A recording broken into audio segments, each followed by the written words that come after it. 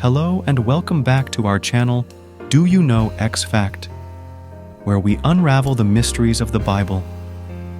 Today, brace yourself for an odyssey through Exodus, delving into its depths to unearth timeless truths. Together, let's embark on a journey of discovery through this sacred text. The Book of Exodus. Exodus chapter 1. These are the names of the sons of Israel, who went to Egypt with Jacob, each with his family: Reuben, Simeon, Levi, and Judah; Issachar, Zebulun, and Benjamin; Dan and Naphtali, Gad and Asher. The descendants of Jacob numbered 70 in all. Joseph was already in Egypt. Now Joseph and all his brothers and all that generation died. But the Israelites were exceedingly fruitful. They multiplied greatly, increased in numbers, and became so numerous that the land was filled with them.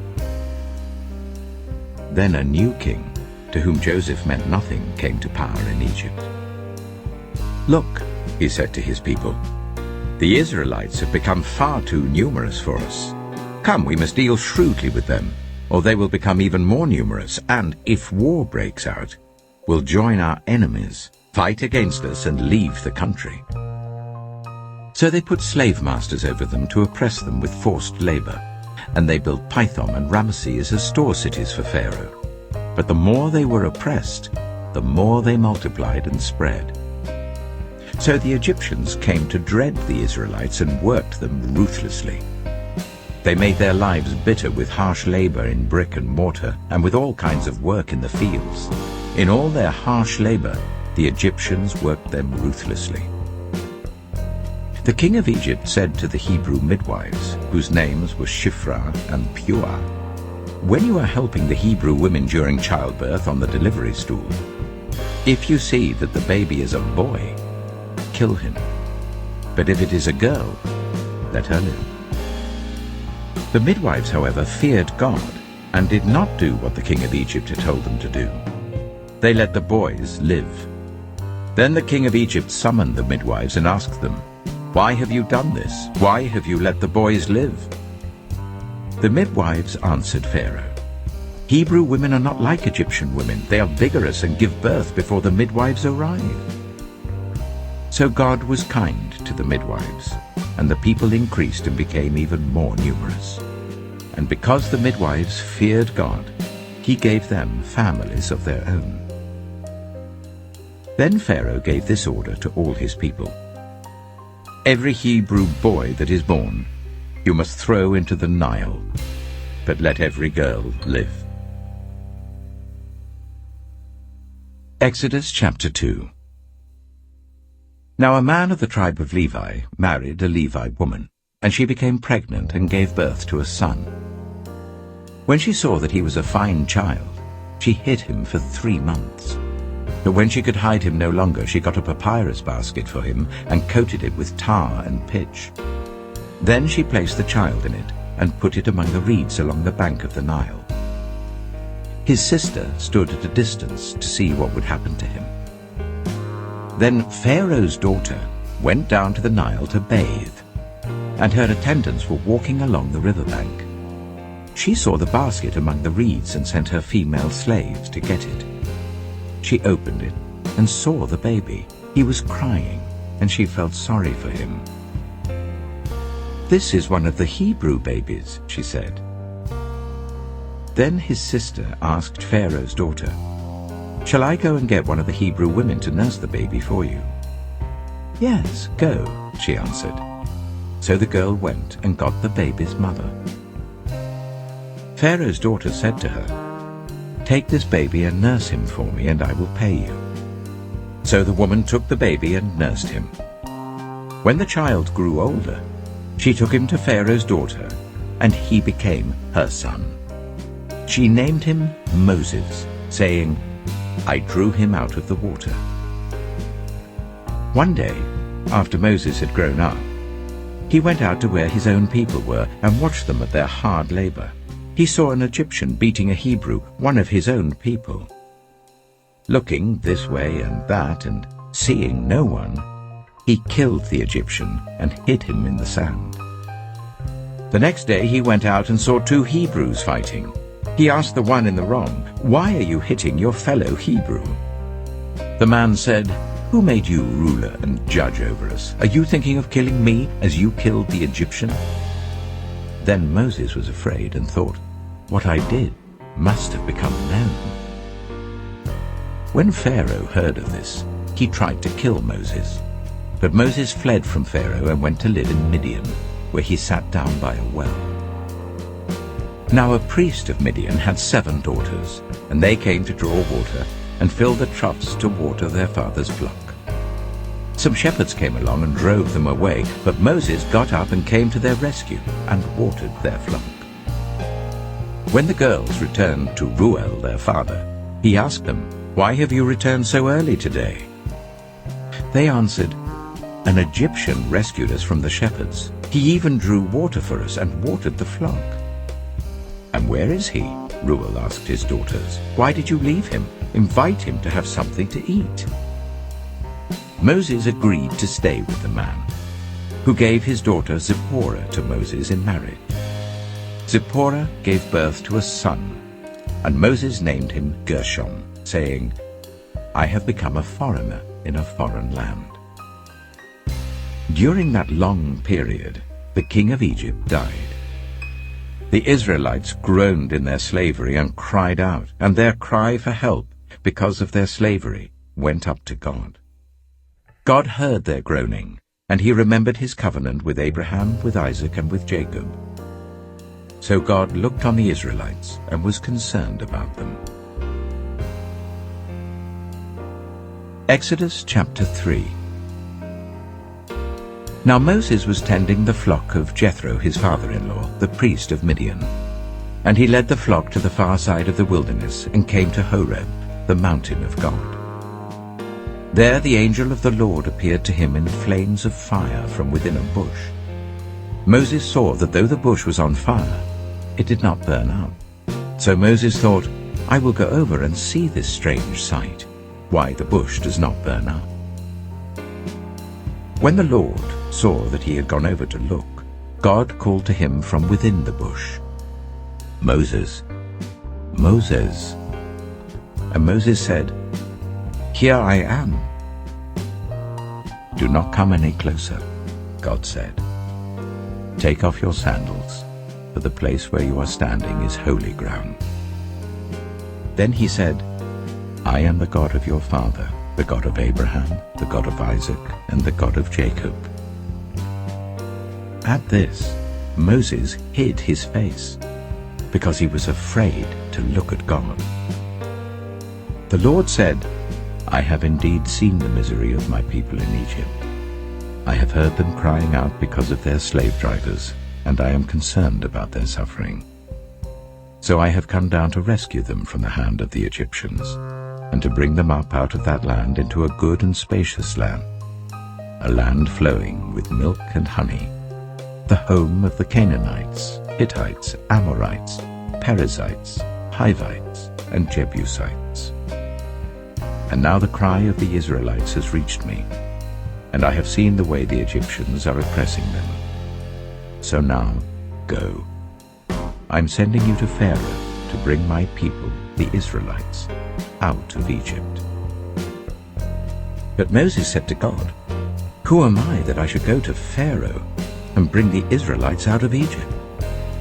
And God said, "I will be with you, and this will be the sign to you that it is I who have sent you.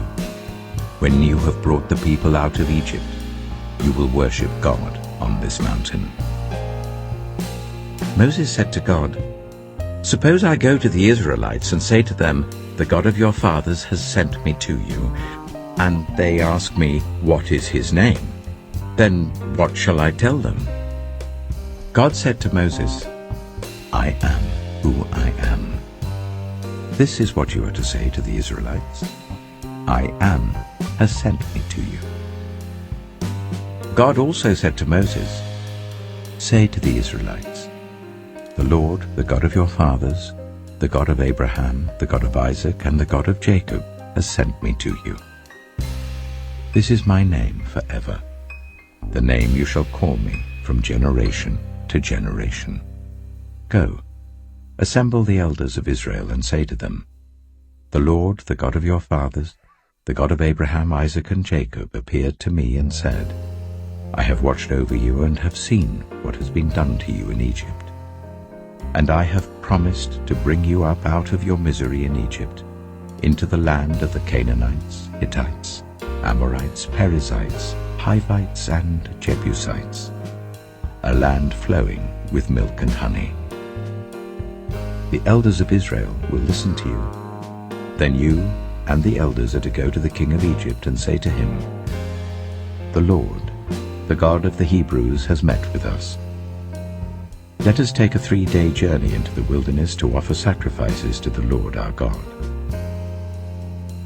But I know that the king of Egypt will not let you go, unless a mighty hand compels him. So I will stretch out my hand and strike the Egyptians with all the wonders that I will perform among them. After that, he will let you go. And I will make the Egyptians favorably disposed towards his people, so that when you leave you will not go empty-handed. Every woman is to ask her neighbor, and any woman living in her house, for articles of silver and gold and for clothing, which you will put on your sons and daughters, and so you will plunder the Egyptians. Exodus chapter 4. Moses answered, What if they do not believe me or listen to me and say, The Lord did not appear to you? Then the Lord said to him, What is that in your hand? A staff, he replied. The Lord said, Throw it on the ground.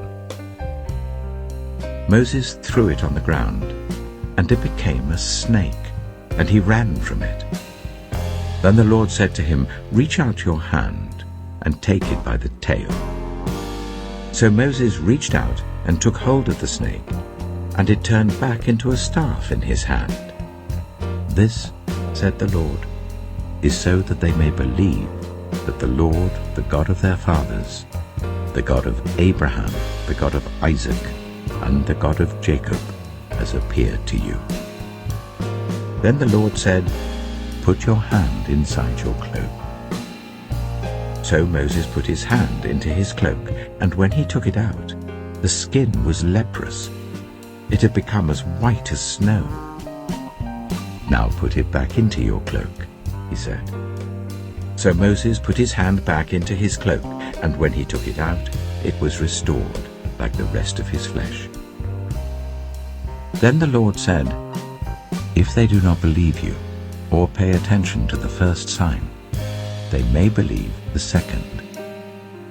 But if they do not believe these 2 signs or listen to you, take some water from the Nile and pour it on the dry ground.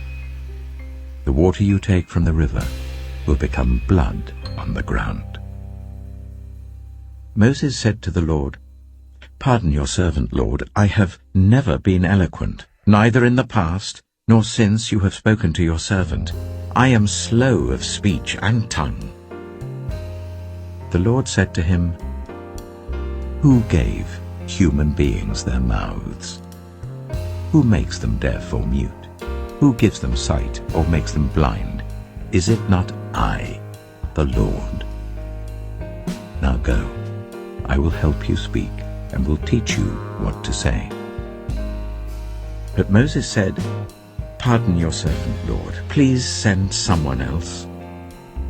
Then the Lord's anger burned against Moses, and he said, What about your brother, Aaron the Levite? I know he can speak well. He is already on his way to meet you, and he will be glad to see you. You shall speak to him and put words in his mouth. I will help both of you speak, and will teach you what to do. He will speak to the people for you, and it will be as if he were your mouth, and as if you were God to him. But take this staff in your hand, so that you can perform the signs with it." Then Moses went back to Jethro, his father-in-law, and said to him, "Let me return to my own people in Egypt to see if any of them are still alive." Jethro said, "Go, and I wish you well." Now the Lord had said to Moses in Midian, "Go back to Egypt, for all those who wanted to kill you are dead." So Moses took his wife and sons, put them on a donkey, and started back to Egypt. And he took the staff of God in his hand. The Lord said to Moses, "When you return to Egypt, see that you perform before Pharaoh all the wonders I have given you the power to do. But I will harden his heart, so that he will not let the people go. Then say to Pharaoh, 'This is what the Lord says. Israel is my firstborn son, and I told you, let my son go so that he may worship me. But you refused to let him go, so I will kill your firstborn son.'" At a lodging place on the way, the Lord met Moses and was about to kill him. But Zipporah took a flint knife, cut off her son's foreskin, and touched Moses' feet with it. "Surely you are a bridegroom of blood to me," she said. So the Lord let him alone. At that time she said bridegroom of blood, referring to circumcision. The Lord said to Aaron, "Go into the wilderness to meet Moses." So he met Moses at the mountain of God and kissed him. Then Moses told Aaron everything the Lord had sent him to say, and also about all the signs he had commanded him to perform. Moses and Aaron brought together all the elders of the Israelites, and Aaron told them everything the Lord had said to Moses. He also performed the signs before the people, and they believed. And when they heard that the Lord was concerned about them and had seen their misery, they bowed down and worshipped. Exodus chapter 5. Afterwards, Moses and Aaron went to Pharaoh and said, "This is what the Lord, the God of Israel, says, 'Let my people go, so that they may hold a festival to me in the wilderness.'" Pharaoh said, "Who is the Lord that I should obey him and let Israel go? I do not know the Lord, and I will not let Israel go." Then they said, "The God of the Hebrews has met with us. Now let us take a 3-day journey into the wilderness to offer sacrifices to the Lord our God, or he may strike us with plagues or with the sword." But the king of Egypt said, "Moses and Aaron, why are you taking the people away from their labor? Get back to your work." Then Pharaoh said, "Look, the people of the land are now numerous, and you are stopping them from working." That same day Pharaoh gave this order to the slave drivers and overseers in charge of the people: "You are no longer to supply the people with straw for making bricks. Let them go and gather their own straw, but require them to make the same number of bricks as before. Don't reduce the quota. They're lazy. That is why they're crying out, 'Let us go and sacrifice to our God.' Make the work harder for the people, so that they keep working and pay no attention to lies." Then the slave drivers and the overseers went out and said to the people, "This is what Pharaoh says, 'I will not give you any more straw. Go and get your own straw wherever you can find it, but your work will not be reduced at all.'" So the people scattered all over Egypt to gather stubble to use for straw. The slave drivers kept pressing them, saying, "Complete the work required of you for each day, just as when you had straw." And Pharaoh's slave drivers beat the Israelite overseers they had appointed, demanding, "Why haven't you met your quota of bricks yesterday or today as before?" Then the Israelite overseers went and appealed to Pharaoh, "Why have you treated your servants this way? Your servants are given no straw, yet we are told, 'Make bricks.' Your servants are being beaten, but the fault is with your own people." Pharaoh said, "Lazy. That's what you are, lazy. That is why you keep saying, 'Let us go and sacrifice to the Lord.' Now get to work. You will not be given any straw, yet you must produce your full quota of bricks." The Israelite overseers realized they were in trouble when they were told, "You are not to reduce the number of bricks required of you for each day." When they left Pharaoh, they found Moses and Aaron waiting to meet them, and they said, "May the Lord look on you and judge you. You have made us obnoxious to Pharaoh and his officials, and have put a sword in their hand to kill us." Moses returned to the Lord and said, "Why, Lord? Why have you brought trouble on this people? Is this why you sent me? Ever since I went to Pharaoh to speak in your name, he has brought trouble on this people, and you have not rescued your people at all." Exodus chapter 6. Then the Lord said to Moses, "Now you will see what I will do to Pharaoh. Because of my mighty hand, he will let them go. Because of my mighty hand, he will drive them out of his country." God also said to Moses, "I am the Lord. I appeared to Abraham, to Isaac, and to Jacob as God Almighty, but by my name, the Lord, I did not make myself known to them. I also established my covenant with them to give them the land of Canaan, where they resided as foreigners. Moreover, I have heard the groaning of the Israelites, whom the Egyptians are enslaving, and I have remembered my covenant. Therefore say to the Israelites, I am the Lord, and I will bring you out from under the yoke of the Egyptians. I will free you from being slaves to them. I will redeem you with an outstretched arm and with mighty acts of judgment. I will take you as my own people, and I will be your God. Then you will know that I am the Lord your God, who has brought you out from under the yoke of the Egyptians, and I will bring you to the land I swore with uplifted hand to give to Abraham, to Isaac, and to Jacob. I will give it to you as a possession. I am the Lord." Moses reported this to the Israelites, but they did not listen to him because of their discouragement and harsh labor. Then the Lord said to Moses, "Go, tell Pharaoh, king of Egypt, to let the Israelites go out of his country." But Moses said to the Lord, "If the Israelites will not listen to me, why would Pharaoh listen to me, since I speak with faltering lips?"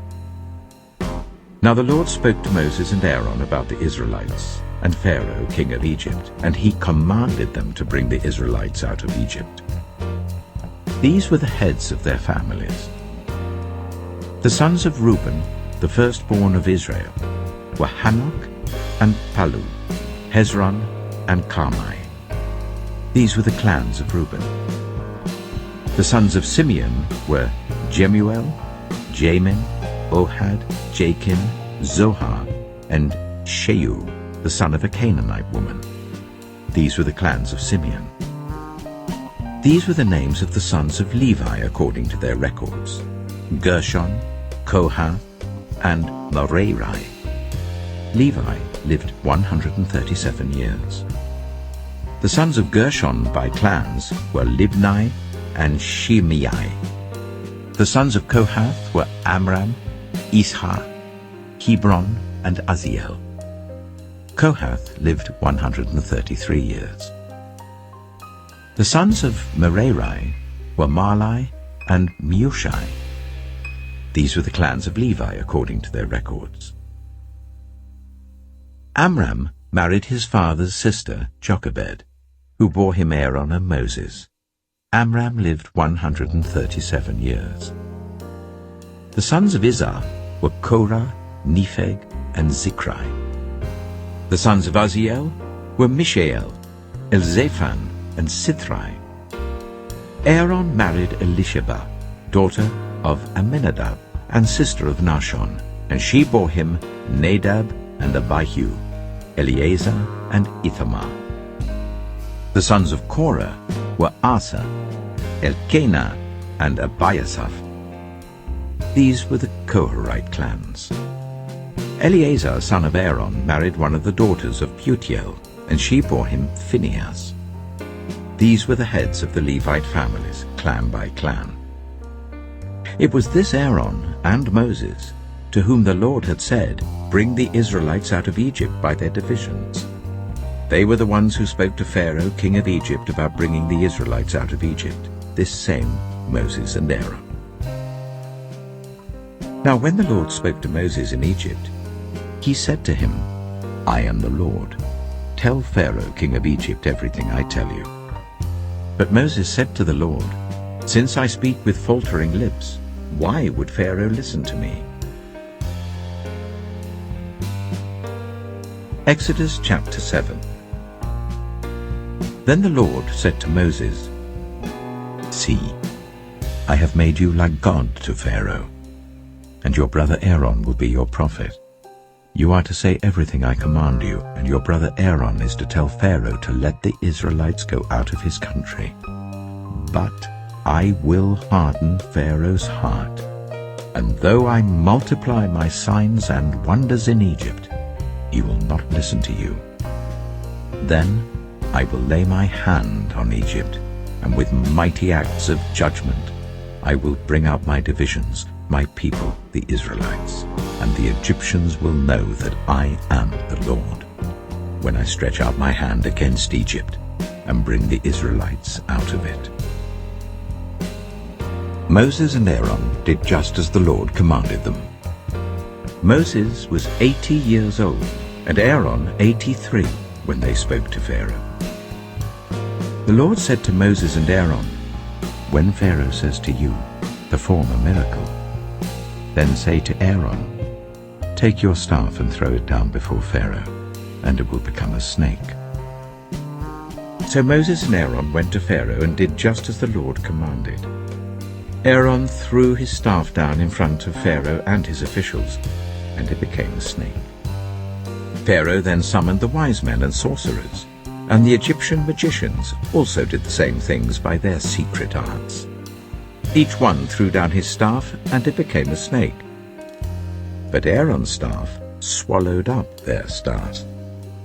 Yet Pharaoh's heart became hard, and he would not listen to them, just as the Lord had said.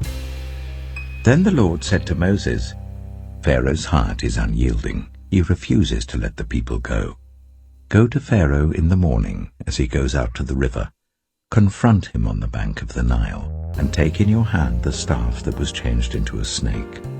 Then say to him, 'The Lord, the God of the Hebrews, has sent me to say to you, let my people go, so that they may worship me in the wilderness. But until now you have not listened. This is what the Lord says. By this you will know that I am the Lord.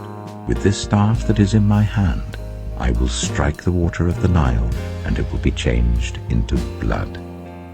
The fish in the Nile will die, and the river will stink. The Egyptians will not be able to drink its water." The Lord said to Moses, "Tell Aaron, take your staff and stretch out your hand over the waters of Egypt, over the streams and canals, over the ponds and all the reservoirs, and they will turn to blood. Blood will be everywhere in Egypt, even in vessels of wood and stone." Moses and Aaron did just as the Lord had commanded. He raised his staff in the presence of Pharaoh and his officials and struck the water of the Nile, and all the water was changed into blood. The fish in the Nile died, and the river smelled so bad that the Egyptians could not drink its water. Blood was everywhere in Egypt. But the Egyptian magicians did the same things by their secret arts, and Pharaoh's heart became hard. He would not listen to Moses and Aaron, just as the Lord had said. Instead, he turned and went into his palace, and did not take even this to heart.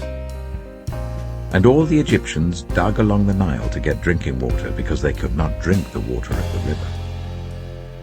7 days passed after the Lord struck the Nile. Exodus chapter 8. Then the Lord said to Moses, Go to Pharaoh and say to him, This is what the Lord says. Let my people go, so that they may worship me. If you refuse to let them go, I will send a plague of frogs on your whole country. The Nile will teem with frogs. They will come up into your palace and your bedroom and onto your bed, into the houses of your officials and on your people, and into your ovens and kneading troughs. The frogs will come up on you and your people and all your officials. Then the Lord said to Moses, Tell Aaron, stretch out your hand with your staff over the streams and canals and ponds, and make frogs come up on the land of Egypt. So Aaron stretched out his hand over the waters of Egypt, and the frogs came up and covered the land. But the magicians did the same things by their secret arts. They also made frogs come up on the land of Egypt. Pharaoh summoned Moses and Aaron and said, Pray to the Lord to take the frogs away from me and my people, and I will let your people go to offer sacrifices to the Lord. Moses said to Pharaoh, I leave to you the honor of setting the time for me to pray for you and your officials and your people, that you and your houses may be rid of the frogs, except for those that remain in the Nile. Tomorrow, Pharaoh said. Moses replied, It will be as you say, so that you may know there is no one like the Lord our God. The frogs will leave you and your houses, your officials and your people. They will remain only in the Nile. After Moses and Aaron left Pharaoh, Moses cried out to the Lord about the frogs he had brought on Pharaoh, and the Lord did what Moses asked. The frogs died in the houses, in the courtyards, and in the fields. They were piled into heaps, and the land reeked of them. But when Pharaoh saw that there was relief, he hardened his heart and would not listen to Moses and Aaron, just as the Lord had said. Then the Lord said to Moses, Tell Aaron, stretch out your staff and strike the dust of the ground, and throughout the land of Egypt the dust will become gnats. They did this, and when Aaron stretched out his hand with the staff and struck the dust of the ground, gnats came on people and animals. All the dust throughout the land of Egypt became gnats. But when the magicians tried to produce gnats by their secret arts, they could not.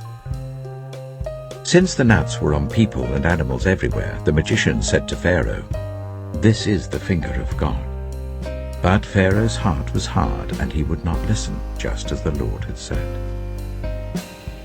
Then the Lord said to Moses, Get up early in the morning and confront Pharaoh as he goes to the river, and say to him, This is what the Lord says, Let my people go, so that they may worship me. If you do not let my people go, I will send swarms of flies on you and your officials, on your people and into your houses. The houses of the Egyptians will be full of flies, even the ground will be covered with them. But on that day I will deal differently with the land of Goshen, where my people live. No swarms of flies will be there, so that you will know that I, the Lord, am in this land. I will make a distinction between my people and your people. This sign will occur tomorrow. And the Lord did this. Dense swarms of flies poured into Pharaoh's palace and into the houses of his officials. Throughout Egypt the land was ruined by the flies. Then Pharaoh summoned Moses and Aaron and said, Go, sacrifice to your God here in the land. But Moses said, That would not be right. The sacrifices we offer the Lord our God would be detestable to the Egyptians. And if we offer sacrifices that are detestable in their eyes, will they not stone us? We must take a 3-day journey into the wilderness to offer sacrifices to the Lord our God, as he commands us. Pharaoh said, I will let you go to offer sacrifices to the Lord your God in the wilderness, but you must not go very far. Now pray for me." Moses answered, "As soon as I leave you, I will pray to the Lord, and tomorrow the flies will leave Pharaoh and his officials and his people. Only let Pharaoh be sure that he does not act deceitfully again by not letting the people go to offer sacrifices to the Lord." Then Moses left Pharaoh and prayed to the Lord, and the Lord did what Moses asked. The flies left Pharaoh and his officials and his people. Not a fly remained. But this time also Pharaoh hardened his heart and would not let the people go. Exodus chapter 9. Then the Lord said to Moses, "Go to Pharaoh and say to him, 'This is what the Lord, the God of the Hebrews, says. Let my people go, so that they may worship me. If you refuse to let them go and continue to hold them back, the hand of the Lord will bring a terrible plague on your livestock in the field, on your horses, donkeys, and camels, and on your cattle, sheep, and goats. But the Lord will make a distinction between the livestock of Israel and that of Egypt, so that no animal belonging to the Israelites will die.'" The Lord set a time and said, "Tomorrow the Lord will do this in the land." And the next day the Lord did it. All the livestock of the Egyptians died, but not one animal belonging to the Israelites died. Pharaoh investigated and found that not even one of the animals of the Israelites had died. Yet his heart was unyielding, and he would not let the people go. Then the Lord said to Moses and Aaron, "Take handfuls of soot from a furnace, and let Moses toss it into the air in the presence of Pharaoh. It will become fine dust over the whole land of Egypt, and festering boils will break out on people and animals throughout the land." So they took soot from a furnace and stood before Pharaoh. Moses tossed it into the air, and festering boils broke out on people and animals. The magicians could not stand before Moses because of the boils that were on them and on all the Egyptians. But the Lord hardened Pharaoh's heart, and he would not listen to Moses and Aaron, just as the Lord had said to Moses. Then the Lord said to Moses, "Get up early in the morning, confront Pharaoh, and say to him, 'This is what the Lord, the God of the Hebrews, says. Let my people go, so that they may worship me. For this time I will send the full force of my plagues against you and against your officials and your people, so you may know that there is no one like me in all the earth. For by now I could have stretched out my hand and struck you and your people with a plague that would have wiped you off the earth. But I have raised you up for this very purpose, that I might show you my power, and that my name might be proclaimed in all the earth. You still set yourself against my people and will not let them go. Therefore at this time tomorrow I will send the worst hailstorm that has ever fallen on Egypt from the day it was founded till now. Give an order now to bring your livestock and everything you have in the field to a place of shelter, because the hail will fall on every person and animal that has not been brought in and is still out in the field, and they will die." Those officials of Pharaoh who feared the word of the Lord hurried to bring their slaves and their livestock inside. But those who ignored the word of the Lord left their slaves and livestock in the field. Then the Lord said to Moses, "Stretch out your hand towards the sky so that hail will fall all over Egypt, on people and animals and on everything growing in the fields of Egypt." When Moses stretched out his staff towards the sky, the Lord sent thunder and hail, and lightning flashed down to the ground. So the Lord rained hail on the land of Egypt. Hail fell and lightning flashed back and forth. It was the worst storm in all the land of Egypt since it had become a nation. Throughout Egypt, hail struck everything in the fields, both people and animals. It beat down everything growing in the fields and stripped every tree. The only place it did not hail was the land of Goshen, where the Israelites were. Then Pharaoh summoned Moses and Aaron. "This time I have sinned," he said to them. "The Lord is in the right, and I and my people are in the wrong. Pray to the Lord, for we have had enough thunder and hail. I will let you go. You don't have to stay any longer." Moses replied, "When I have gone out of the city, I will spread out my hands in prayer to the Lord. The thunder will stop, and there will be no more hail, so you may know that the earth is the Lord's. But I know that you and your officials still do not fear the Lord God." The flax and barley were destroyed, since the barley was in the ear and the flax was in bloom. The wheat and spelt, however, were not destroyed, because they ripen later.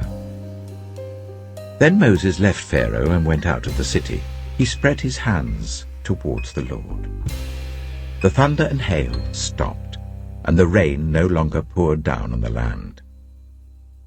When Pharaoh saw that the rain and hail and thunder had stopped, he sinned again. He and his officials hardened their hearts. So Pharaoh's heart was hard, and he would not let the Israelites go, just as the Lord had said through Moses. Exodus chapter 10. Then the Lord said to Moses, "Go to Pharaoh, for I have hardened his heart and the hearts of his officials, so that I may perform these signs of mine among them, that you may tell your children and grandchildren how I dealt harshly with the Egyptians, and how I performed my signs among them, and that you may know that I am the Lord." So Moses and Aaron went to Pharaoh and said to him, "This is what the Lord, the God of the Hebrews, says. How long will you refuse to humble yourself before me? Let my people go, so that they may worship me. If you refuse to let them go, I will bring locusts into your country tomorrow. They will cover the face of the ground so that it cannot be seen. They will devour what little you have left after the hail, including every tree that is growing in your fields. They will fill your houses and those of all your officials and all the Egyptians, something neither your parents nor your ancestors have ever seen, from the day they settled in this land till now." Then Moses turned and left Pharaoh. Pharaoh's officials said to him, "How long will this man be a snare to us? Let the people go, so that they may worship the Lord their God. Do you not realize that Egypt is ruined?" Then Moses and Aaron were brought back to Pharaoh. "Go, worship the Lord your God," he said. "But tell me who will be going." Moses answered, "We will go with our young and our old, with our sons and our daughters, and with our flocks and herds, because we are to celebrate a festival to the Lord." Pharaoh said, "The Lord be with you, if I let you go, along with your women and children. Clearly you are bent on evil. No, let only the men go and worship the Lord, since that's what you've been asking for." Then Moses and Aaron were driven out of Pharaoh's presence. And the Lord said to Moses, "Stretch out your hand over Egypt, so that locusts swarm over the land and devour everything growing in the fields, everything left by the hail." So Moses stretched out his staff over Egypt, and the Lord made an east wind blow across the land all that day and all that night. By morning the wind had brought the locusts. They invaded all Egypt, and settled down in every area of the country in great numbers. Never before had there been such a plague of locusts, nor will there ever be again. They covered all the ground until it was black. They devoured all that was left after the hail, everything growing in the fields and the fruit on the trees. Nothing green remained on tree or plant in all the land of Egypt. Pharaoh quickly summoned Moses and Aaron and said, "I have sinned against the Lord your God and against you. Now forgive my sin once more, and pray to the Lord your God to take this deadly plague away from me." Moses then left Pharaoh and prayed to the Lord. And the Lord changed the wind to a very strong west wind, which caught up the locusts and carried them into the Red Sea. Not a locust was left anywhere in Egypt. But the Lord hardened Pharaoh's heart, and he would not let the Israelites go. Then the Lord said to Moses, "Stretch out your hand towards the sky, so that darkness spreads over Egypt, darkness that can be felt." So Moses stretched out his hand towards the sky, and total darkness covered all Egypt for 3 days. No one could see anyone else or move about for 3 days. Yet all the Israelites had light in the places where they lived. Then Pharaoh summoned Moses and said, "Go, worship the Lord. Even your women and children may go with you, only leave your flocks and herds behind." But Moses said, "You must allow us to have sacrifices and burnt offerings to present to the Lord our God. Our livestock, too, must go with us. Not a hoof is to be left behind. We have to use some of them in worshipping the Lord our God. And until we get there, we will not know what we are to use to worship the Lord." But the Lord hardened Pharaoh's heart, and he was not willing to let them go. Pharaoh said to Moses, "Get out of my sight. Make sure you do not appear before me again. The day you see my face, you will die." "Just as you say," Moses replied. "I will never appear before you again." Exodus chapter 11. Now the Lord said to Moses, "I will bring one more plague on Pharaoh and on Egypt. After that, he will let you go from here, and when he does, he will drive you out completely. Tell the people that men and women alike are to ask their neighbors for articles of silver and gold." The Lord made the Egyptians favorably disposed towards the people, and Moses himself was highly regarded in Egypt by Pharaoh's officials and by the people. So Moses said, "This is what the Lord says, about midnight I will go throughout Egypt.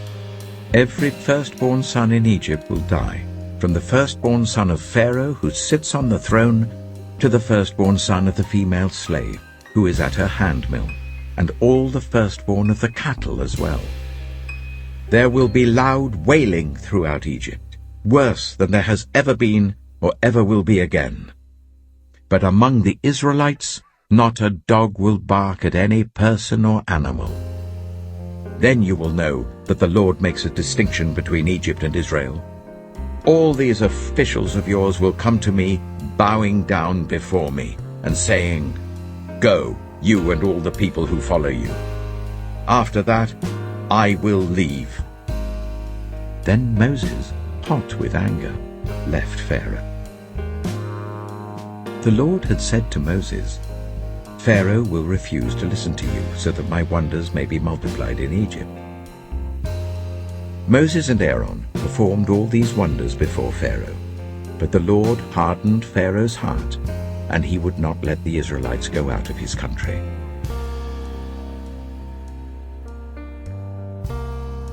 Exodus chapter 12. The Lord said to Moses and Aaron in Egypt, "This month is to be for you the first month of your year. Tell the whole community of Israel that on the 10th day of this month, each man is to take a lamb for his family, one for each household. If any household is too small for a whole lamb, they must share one with their nearest neighbor, having taken into account the number of people there are. You are to determine the amount of lamb needed in accordance with what each person will eat. The animals you choose must be year-old males, without defect, and you may take them from the sheep or the goats.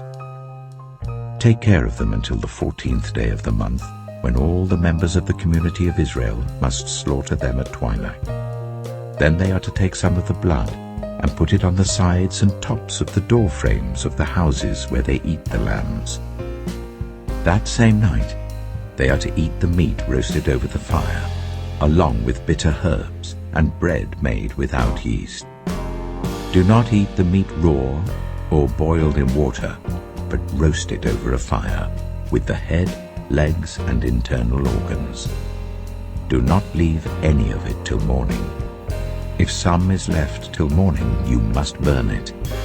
This is how you are to eat it, with your cloak tucked into your belt, your sandals on your feet, and your staff in your hand. Eat it in haste. It is the Lord's Passover. On that same night, I will pass through Egypt, and strike down every firstborn of both people and animals, and I will bring judgment on all the gods of Egypt. I am the Lord. The blood will be a sign for you on the houses where you are, and when I see the blood, I will pass over you. No destructive plague will touch you when I strike Egypt. This is a day you are to commemorate. For the generations to come you shall celebrate it as a festival to the Lord, a lasting ordinance. For 7 days you are to eat bread made without yeast. On the first day remove the yeast from your houses, for whoever eats anything with yeast in it from the first day until the 7th must be cut off from Israel. On the first day hold a sacred assembly, and another one on the 7th day. Do no work at all on these days, except to prepare food for everyone to eat. That is all you may do. Celebrate the festival of unleavened bread, because it was on this very day that I brought your divisions out of Egypt. Celebrate this day as a lasting ordinance for the generations to come. In the first month you are to eat bread made without yeast, from the evening of the 14th day until the evening of the 21st day. For 7 days no yeast is to be found in your houses, and anyone, whether foreigner or native born, who eats anything with yeast in it must be cut off from the community of Israel. Eat nothing made with yeast. Wherever you live, you must eat unleavened bread. Then Moses summoned all the elders of Israel and said to them, Go at once and select the animals for your families and slaughter the Passover lamb. Take a bunch of hyssop, dip it into the blood in the basin, and put some of the blood on the top and on both sides of the doorframe. None of you shall go out of the door of your house until morning. When the Lord goes through the land to strike down the Egyptians, he will see the blood on the top and sides of the doorframe and will pass over that doorway, and he will not permit the destroyer to enter your houses and strike you down. Obey these instructions as a lasting ordinance for you and your descendants. When you enter the land that the Lord will give you as he promised, observe this ceremony. And when your children ask you, What does this ceremony mean to you? Then tell them, It is the Passover sacrifice to the Lord, who passed over the houses of the Israelites in Egypt and spared our homes when he struck down the Egyptians. Then the people bowed down and worshipped. The Israelites did just what the Lord commanded Moses and Aaron. At midnight, the Lord struck down all the firstborn in Egypt, from the firstborn of Pharaoh who sat on the throne, to the firstborn of the prisoner who was in the dungeon, and the firstborn of all the livestock as well. Pharaoh and all his officials and all the Egyptians got up during the night, and there was loud wailing in Egypt, for there was not a house without someone dead. during the night, Pharaoh summoned Moses and Aaron and said, "Up, leave my people, you and the Israelites. Go worship the Lord as you have requested. Take your flocks and herds as you have said, and go. And also bless me." The Egyptians urged the people to hurry and leave the country. "For otherwise," they said, "we will all die."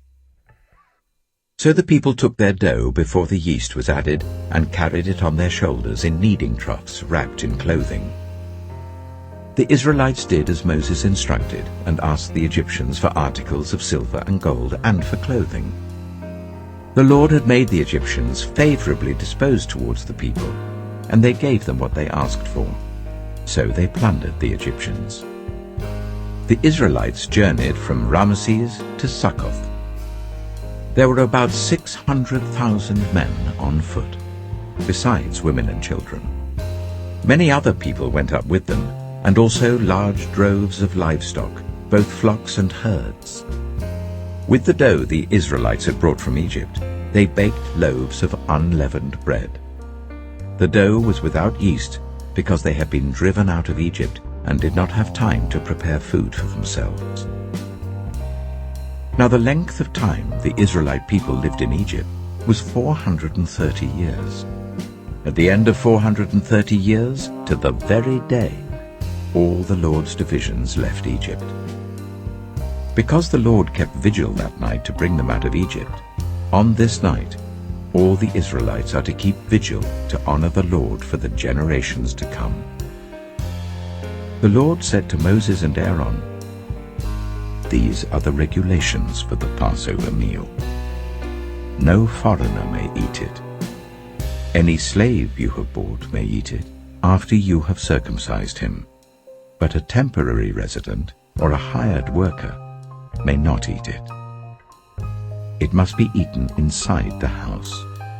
Take none of the meat outside the house. Do not break any of the bones. The whole community of Israel must celebrate it. A foreigner residing among you who wants to celebrate the Lord's Passover must have all the males in his household circumcised. Then he may take part, like one born in the land. No uncircumcised male may eat it. The same law applies both to the native-born and to the foreigner residing among you." All the Israelites did just what the Lord had commanded Moses and Aaron. And on that very day the Lord brought the Israelites out of Egypt by their divisions. Exodus chapter 13. The Lord said to Moses, "Consecrate to me every firstborn male. The first offspring of every womb among the Israelites belongs to me, whether human or animal." Then Moses said to the people, "Commemorate this day, the day you came out of Egypt, out of the land of slavery, because the Lord brought you out of it with a mighty hand. Eat nothing containing yeast. Today, in the month of Aviv, you are leaving. When the Lord brings you into the land of the Canaanites, Hittites, Amorites, Hivites, and Jebusites, the land he swore to your ancestors to give you, a land flowing with milk and honey, you are to observe this ceremony in this month. For 7 days eat bread made without yeast, and on the 7th day hold a festival to the Lord. Eat unleavened bread during those 7 days. Nothing with yeast in it is to be seen among you, nor shall any yeast be seen anywhere within your borders. On that day tell your son, I do this because of what the Lord did for me when I came out of Egypt. This observance will be for you like a sign on your hand and a reminder on your forehead that this law of the Lord is to be on your lips. For the Lord brought you out of Egypt with his mighty hand. You must keep this ordinance at the appointed time, year after year. After the Lord brings you into the land of the Canaanites and gives it to you, as he promised on oath to you and your ancestors, you are to give over to the Lord the first offspring of every womb. All the firstborn males of your livestock belong to the Lord. Redeem with a lamb every firstborn donkey. But if you do not redeem it, break its neck. Redeem every firstborn among your sons. In the days to come, when your son asks you, "What does this mean?" say to him, "With a mighty hand the Lord brought us out of Egypt, out of the land of slavery. When Pharaoh stubbornly refused to let us go, the Lord killed the firstborn of both people and animals in Egypt. This is why I sacrifice to the Lord the first male offspring of every womb, and redeem each of my firstborn son. And it will be like a sign on your hand, and a symbol on your forehead, that the Lord brought us out of Egypt with his mighty hand." When Pharaoh let the people go, God did not lead them on the road through the Philistine country, though that was shorter.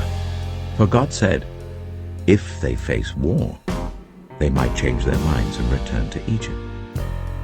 So God led the people around by the desert road towards the Red Sea. The Israelites went up out of Egypt ready for battle. Moses took the bones of Joseph with him, because Joseph had made the Israelites swear an oath. He had said, "God will surely come to your aid, and then you must carry my bones up with you from this place." After leaving Succoth, they camped at Etham on the edge of the desert. By day the Lord went ahead of them in a pillar of cloud to guide them on their way, and by night in a pillar of fire to give them light, so that they could travel by day or night. Neither the pillar of cloud by day nor the pillar of fire by night left its place in front of the people. Exodus chapter 14. Then the Lord said to Moses, "Tell the Israelites to turn back and camp near Pi-hahiroth, between Migdol and the sea.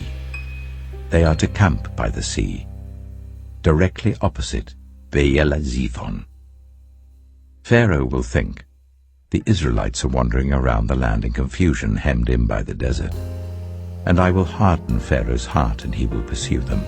But I will gain glory for myself through Pharaoh and all his army, and the Egyptians will know that I am the Lord." So the Israelites did this. When the king of Egypt was told that the people had fled, Pharaoh and his officials changed their minds about them and said, "What have we done? We have let the Israelites go and have lost their services." So he had his chariot made ready and took his army with them. He took 600 of the best chariots, along with all the other chariots of Egypt, with officers over all of them. The Lord hardened the heart of Pharaoh, king of Egypt, so that he pursued the Israelites who were marching out boldly. The Egyptians, all Pharaoh's horses and chariots, horsemen and troops, pursued the Israelites and overtook them as they camped by the sea near Pi-hahiroth, opposite Baal-zephon. As Pharaoh approached, the Israelites looked up, and there were the Egyptians marching after them. They were terrified and cried out to the Lord. They said to Moses, "Was it because there were no graves in Egypt that you brought us to the desert to die? What have you done to us by bringing us out of Egypt? Didn't we say to you in Egypt, 'Leave us alone, let us serve the Egyptians'? It would have been better for us to serve the Egyptians than to die in the desert." Moses answered the people, "Do not be afraid. Stand firm, and you will see the deliverance the Lord will bring you today. The Egyptians you see today, you will never see again. The Lord will fight for you. You need only to be still." Then the Lord said to Moses, "Why are you crying out to me? Tell the Israelites to move on. Raise your staff and stretch out your hand over the sea to divide the water, so that the Israelites can go through the sea on dry ground. I will harden the hearts of the Egyptians, so that they will go in after them. And I will gain glory through Pharaoh and all his army, through his chariots and his horsemen. The Egyptians will know that I am the Lord, when I gain glory through Pharaoh, his chariots, and his horsemen." Then the angel of God, who had been traveling in front of Israel's army, withdrew and went behind them. The pillar of cloud also moved from in front and stood behind them, coming between the armies of Egypt and Israel. Throughout the night the cloud brought darkness to the one side and light to the other, so neither went near the other all night long. Then Moses stretched out his hand over the sea, and all that night the Lord drove the sea back with a strong east wind and turned it into dry land. The waters were divided, and the Israelites went through the sea on dry ground, with a wall of water on their right and on their left. The Egyptians pursued them, and all Pharaoh's horses and chariots and horsemen followed them into the sea. During the last watch of the night, the Lord looked down from the pillar of fire and cloud at the Egyptian army and threw it into confusion. He jammed the wheels of their chariots so that they had difficulty driving. And the Egyptians said, "Let's get away from the Israelites. The Lord is fighting for them against Egypt." Then the Lord said to Moses, "Stretch out your hand over the sea, so that the waters may flow back over the Egyptians and their chariots and horsemen." Moses stretched out his hand over the sea, and at daybreak the sea went back to its place. The Egyptians were fleeing towards it, and the Lord swept them into the sea. The water flowed back and covered the chariots and horsemen, the entire army of Pharaoh that had followed the Israelites into the sea. Not one of them survived. But the Israelites went through the sea on dry ground, with a wall of water on their right and on their left. That day the Lord saved Israel from the hands of the Egyptians, and Israel saw the Egyptians lying dead on the shore. And when the Israelites saw the mighty hand of the Lord displayed against the Egyptians, the people feared the Lord and put their trust in him and in Moses his servant. Exodus chapter 15. Then Moses and the Israelites sang this song to the Lord. "I will sing to the Lord, for he is highly exalted. Both horse and driver he has hurled into the sea. The Lord is my strength and my defense. He has become my salvation. He is my God, and I will praise him, my father's God, and I will exalt him. The Lord is a warrior. The Lord is his name. Pharaoh's chariots and his army he has hurled into the sea. The best of Pharaoh's officers are drowned in the Red Sea. The deep waters have covered them. They sank to the depths like a stone. Your right hand, Lord, was majestic in power. Your right hand, Lord, shattered the enemy. In the greatness of your majesty you threw down those who opposed you. You unleashed your burning anger. It consumed them like stubble. By the blast of your nostrils the waters piled up. The surging waters stood up like a wall. The deep waters congealed in the heart of the sea. The enemy boasted, "I will pursue, I will overtake them, I will divide the spoils, I will gorge myself on them, I will draw my sword, and my hand will destroy them." But you blew with your breath, and the sea covered them. They sank like lead in the mighty waters. Who among the gods is like you, Lord? Who is like you, majestic in holiness, awesome in glory, working wonders? You stretch out your right hand, and the earth swallows your enemies. In your unfailing love you will lead the people you have redeemed. In your strength you will guide them to your holy dwelling. The nations will hear and tremble. Anguish will grip the people of Philistia. The chiefs of Edom will be terrified. The leaders of Moab will be seized with trembling. The people of Canaan will melt away. Terror and dread will fall on them. By the power of your arm, they will be as still as a stone, until your people pass by, Lord, until the people you bought pass by. you will bring them in and plant them on the mountain of your inheritance, the place, Lord, you made for your dwelling, the sanctuary, Lord, your hands established. The Lord reigns forever and ever. When Pharaoh's horses, chariots, and horsemen went into the sea, the Lord brought the waters of the sea back over them, but the Israelites walked through the sea on dry ground. Then Miriam, the prophet, Aaron's sister, took a tambourine in her hand, and all the women followed her with tambourines and dancing. Miriam sang to them, "Sing to the Lord, for he is highly exalted. Both horse and driver he has hurled into the sea." Then Moses led Israel from the Red Sea, and they went into the desert of Shur. For 3 days they traveled in the desert without finding water. When they came to Marah, they could not drink its water because it was bitter. That is why the place is called Marah. So the people grumbled against Moses, saying, "What are we to drink?"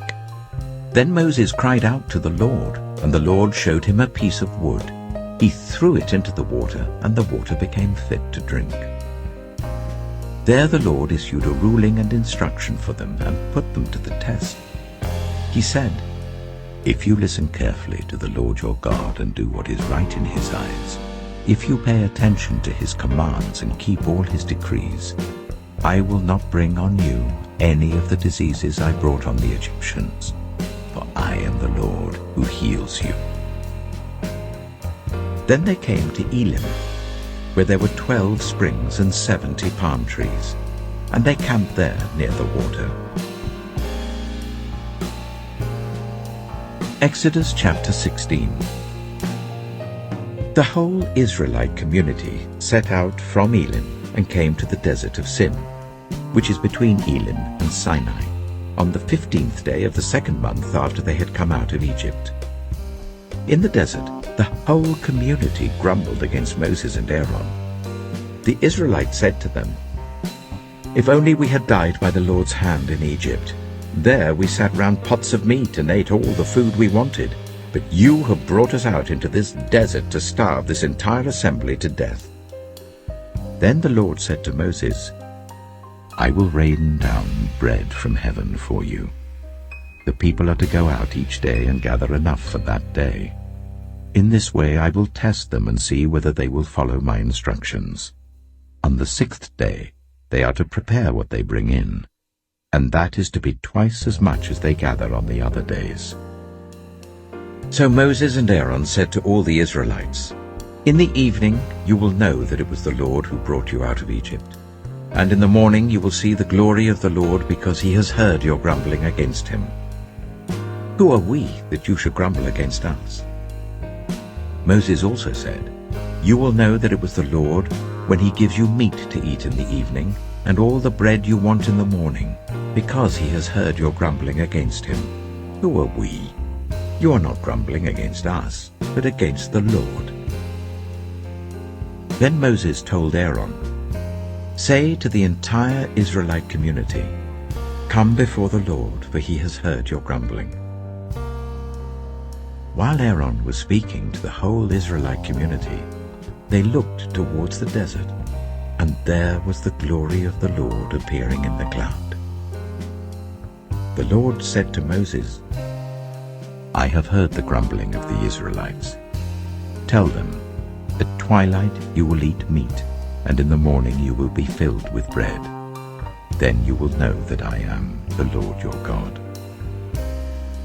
That evening quail came and covered the camp, and in the morning there was a layer of dew around the camp. When the dew was gone, thin flakes like frost on the ground appeared on the desert floor. When the Israelites saw it, they said to each other, "What is it?" For they did not know what it was. Moses said to them, "It is the bread the Lord has given you to eat. This is what the Lord has commanded. Everyone is to gather as much as they need. Take an omer for each person you have in your tent." The Israelites did as they were told. Some gathered much, some little. And when they measured it by the omer, the one who gathered much did not have too much, and the one who gathered little did not have too little.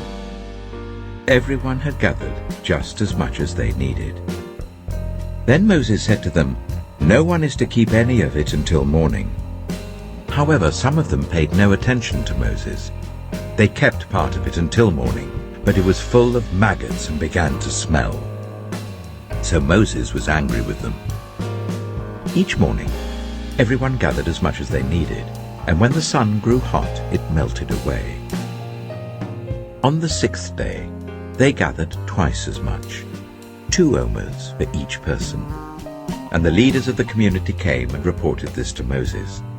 He said to them, "This is what the Lord commanded. Tomorrow is to be a day of Sabbath rest, a holy Sabbath to the Lord. So bake what you want to bake and boil what you want to boil. Save whatever is left and keep it until morning." So they saved it until morning as Moses commanded, and it did not stink or get maggots in it. "Eat it today," Moses said, "because today is a Sabbath to the Lord. You will not find any of it on the ground today. 6 days you are to gather it, but on the 7th day, the Sabbath, there will not be any." Nevertheless, some of the people went out on the 7th day to gather it, but they found none. Then the Lord said to Moses, "How long will you refuse to keep my commands and my instructions? Bear in mind that the Lord has given you the Sabbath. That is why on the 6th day he gives you bread for 2 days. Everyone is to stay where they are on the 7th day. No one is to go out." So the people rested on the 7th day. The people of Israel called the bread manna. It was white like coriander seed and tasted like wafers made with honey. Moses said, "This is what the Lord has commanded. Take an omer of manna and keep it for the generations to come, so that they can see the bread I gave you to eat in the wilderness when I brought you out of Egypt." So Moses said to Aaron, "Take a jar and put an omer of manna in it.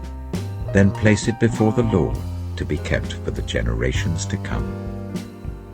As the Lord commanded Moses, Aaron put the manna with the tablets of the covenant law that it might be preserved. The Israelites ate manna for 40 years, until they came to a land that was settled. They ate manna until they reached the border of Canaan. An omer is 1/10 of an ephah. Exodus chapter 17. The whole Israelite community set out from the desert of Sin, traveling from place to place as the Lord commanded. They camped at Rephidim, but there was no water for the people to drink.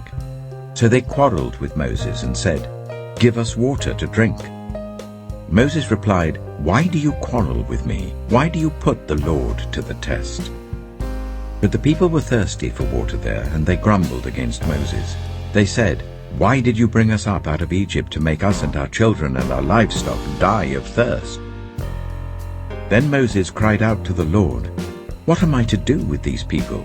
They are almost ready to stone me." The Lord answered Moses, "Go out in front of the people. Take with you some of the elders of Israel, and take in your hand the staff with which you struck the Nile, and go. I will stand there before you by the rock at Horeb. Strike the rock, and water will come out of it for the people to drink." So Moses did this in the sight of the elders of Israel. And he called the place Massah and Meribah, because the Israelites quarreled, and because they tested the Lord, saying, "Is the Lord among us or not?" The Amalekites came and attacked the Israelites at Rephidim. Moses said to Joshua, "Choose some of our men and go out to fight the Amalekites. Tomorrow I will stand on top of the hill with the staff of God in my hands." So Joshua fought the Amalekites as Moses had ordered, and Moses, Aaron, and Hur went to the top of the hill. As long as Moses held up his hands, the Israelites were winning, but whenever he lowered his hands, the Amalekites were winning. When Moses' hands grew tired, they took a stone and put it under him, and he sat on it. Aaron and Hur held his hands up, one on one side, one on the other, so that his hands remained steady till sunset. So Joshua overcame the Amalekite army with the sword. Then the Lord said to Moses, "Write this on a scroll as something to be remembered, and make sure that Joshua hears it, because I will completely blot out the name of Amalek from under heaven." Moses built an altar and called it, "The Lord is my banner." He said, "Because hands were lifted up against the throne of the Lord will be at war against the Amalekites from generation to generation." Exodus chapter 18. Now Jethro, the priest of Midian and father-in-law of Moses, heard of everything God had done for Moses and for his people Israel, and how the Lord had brought Israel out of Egypt. After Moses had sent away his wife Zipporah, his father-in-law Jethro received her and her 2 sons. One son was named Gershom, for Moses said, "I have become a foreigner in a foreign land." And the other was named Eleazar, for he said, "My father's God was my helper. He saved me from the sword of Pharaoh." Jethro, Moses' father-in-law, together with Moses' sons and wife, came to him in the wilderness where he was camped near the mountain of God. Jethro had sent word to him, "I, your father-in-law Jethro, am coming to you with your wife and her 2 sons." So Moses went out to meet his father-in-law and bowed down and kissed him. They greeted each other and then went into the tent. Moses told his father-in-law about everything the Lord had done to Pharaoh and the Egyptians for Israel's sake, and about all the hardships they had met along the way, and how the Lord had saved them. Jethro was delighted to hear about all the good things the Lord had done for Israel in rescuing them from the hand of the Egyptians. He said, "Praise be to the Lord, who rescued you from the hand of the Egyptians and of Pharaoh, and who rescued the people from the hand of the Egyptians. Now I know that the Lord is greater than all other gods, for he did this to those who had treated Israel arrogantly." Then Jethro, Moses' father-in-law, brought a burnt offering and other sacrifices to God. And Aaron came with all the elders of Israel to eat a meal with Moses' father-in-law in the presence of God. The next day, Moses took his seat to serve as judge for the people, and they stood round him from morning till evening. When his father-in-law saw all that Moses was doing for the people, he said, "What is this you are doing for the people? Why do you alone sit as judge, while all these people stand round you from morning till evening?" Moses answered him, "Because the people come to me to seek God's will. Whenever they have a dispute, it is brought to me, and I decide between the parties and inform them of God's decrees and instructions." Moses' father-in-law replied, "What you are doing is not good. You and these people who come to you will only wear yourselves out. The work is too heavy for you. You cannot handle it alone. Listen now to me, and I will give you some advice, and may God be with you.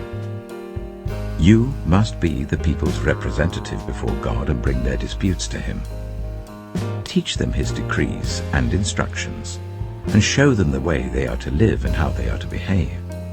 But select capable men from all the people, men who fear God, trustworthy men who hate dishonest gain, and appoint them as officials over thousands, hundreds, 50s, and 10s. Let them serve as judges for the people at all times. But let them bring every difficult case to you. The simple cases they can decide themselves. That will make your load lighter, because they will share it with you.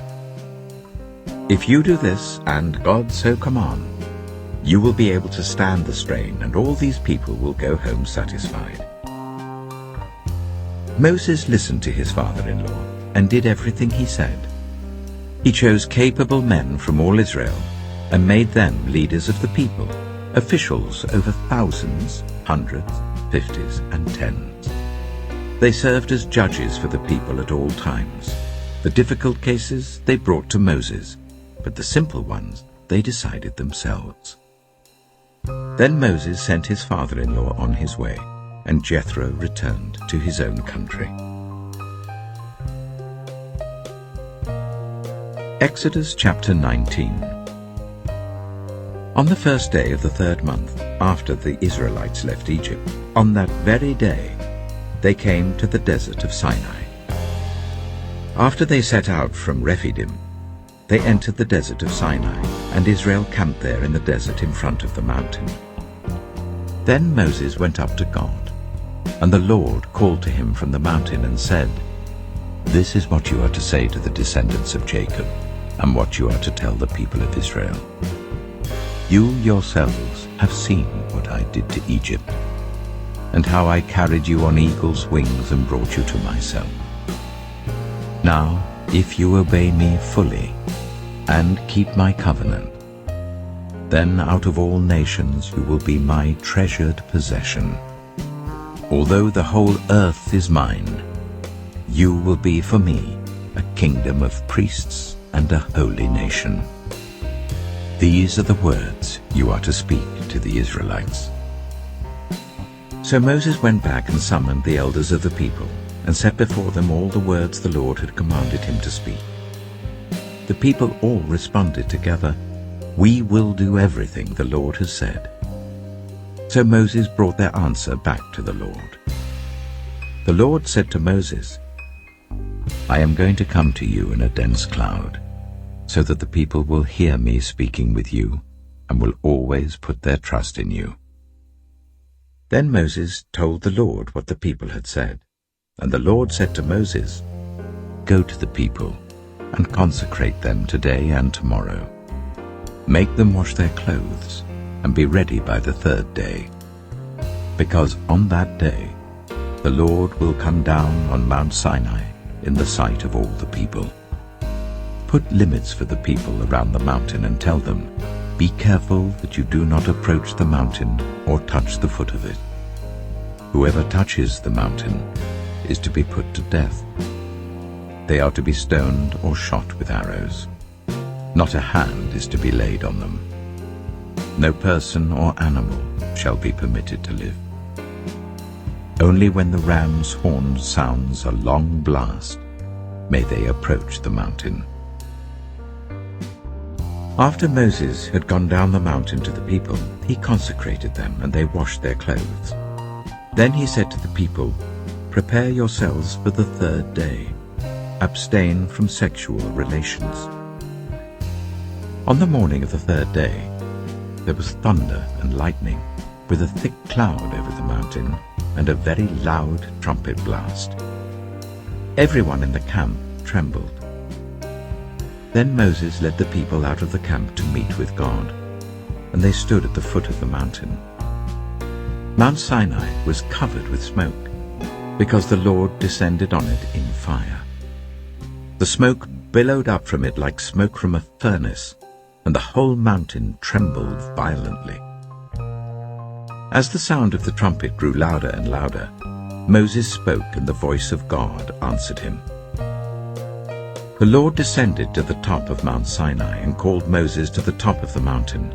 So Moses went up, and the Lord said to him, "Go down and warn the people, so they do not force their way through to see the Lord, and many of them perish. Even the priests who approach the Lord must consecrate themselves, or the Lord will break out against them." Moses said to the Lord, "The people cannot come up Mount Sinai because you yourself warned us. Put limits around the mountain and set it apart as holy." The Lord replied, "Go down and bring Aaron up with you. But the priests and the people must not force their way through to come up to the Lord, or he will break out against them." So Moses went down to the people and told them. Exodus chapter 20.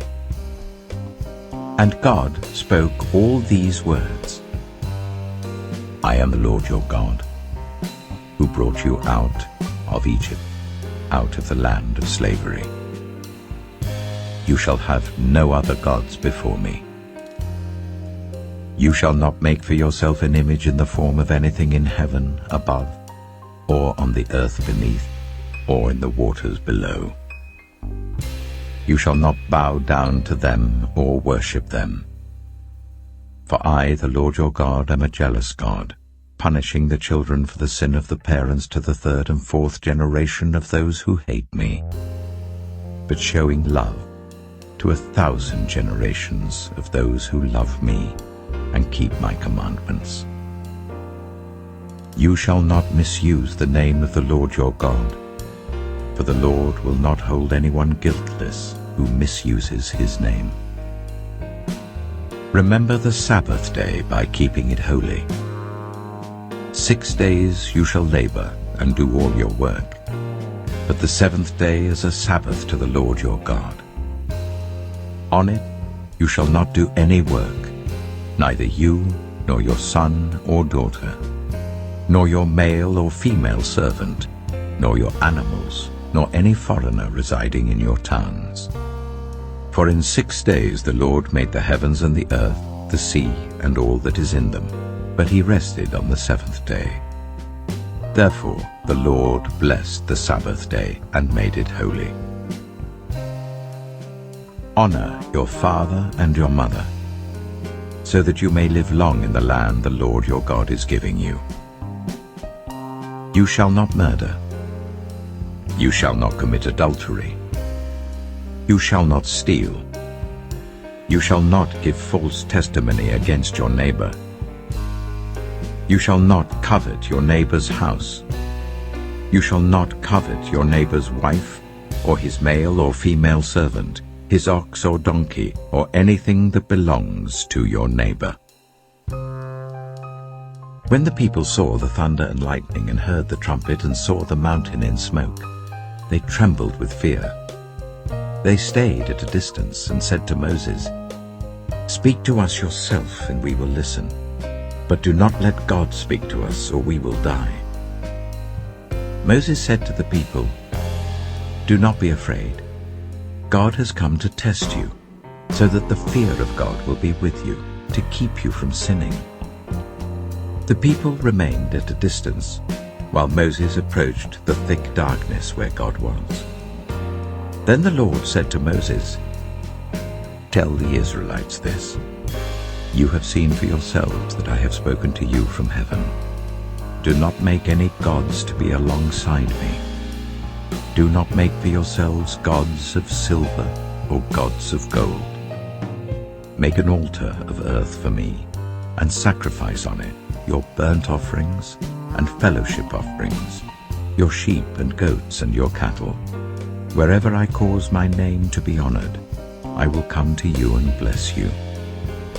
If you make an altar of stones for me, do not build it with dressed stones, for you will defile it if you use a tool on it. And do not go up to my altar on steps, or your private parts may be exposed." Exodus chapter 21. These are the laws you are to set before them. If you buy a Hebrew servant, he is to serve you for 6 years, but in the 7th year he shall go free without paying anything. If he comes alone, he is to go free alone. But if he has a wife when he comes, she is to go with him. If his master gives him a wife and she bears him sons or daughters, the woman and her children shall belong to her master, and only the man shall go free. But if the servant declares, "I love my master and my wife and children, and do not want to go free," then his master must take him before the judges.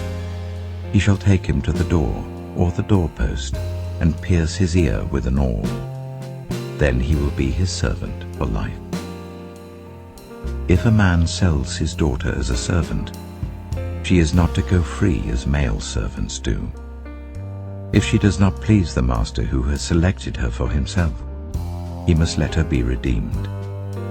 He has no right to sell her to foreigners, because he has broken faith with her. If he selects her for his son, he must grant her the rights of a daughter. If he marries another woman, he must not deprive the first one of her food, clothing, and marital rights. If he does not provide her with these three things, she is to go free without any payment of money. Anyone who strikes a person with a fatal blow is to be put to death. However, if it is not done intentionally, but God lets it happen, they are to flee to a place I will designate. But if anyone schemes and kills someone deliberately, that person is to be taken from my altar and put to death. Anyone who attacks their father or mother is to be put to death. Anyone who kidnaps someone is to be put to death, whether the victim has been sold or is still in the kidnapper's possession. Anyone who curses their father or mother is to be put to death. If people quarrel and one person hits another with a stone or with their fist, and the victim does not die but is confined to bed, the one who struck the blow will not be held liable if the other can get up and walk around outside with a staff. However, the guilty party must pay the injured person for any loss of time and see that the victim is completely healed. Anyone who beats their male or female slave with a rod must be punished if the slave dies as a direct result. But they are not to be punished if the slave recovers after a day or two, since the slave is their property. If people are fighting and hit a pregnant woman and she gives birth prematurely, but there is no serious injury, the offender must be fined whatever the woman's husband demands and the court allows. But if there is serious injury, you are to take life for life, eye for eye, tooth for tooth, hand for hand, foot for foot, burn for burn, wound for wound, bruise for bruise. An owner who hits a male or female slave in the eye and destroys it must let the slave go free to compensate for the eye. And an owner who knocks out the tooth of a male or female slave must let the slave go free to compensate for the tooth.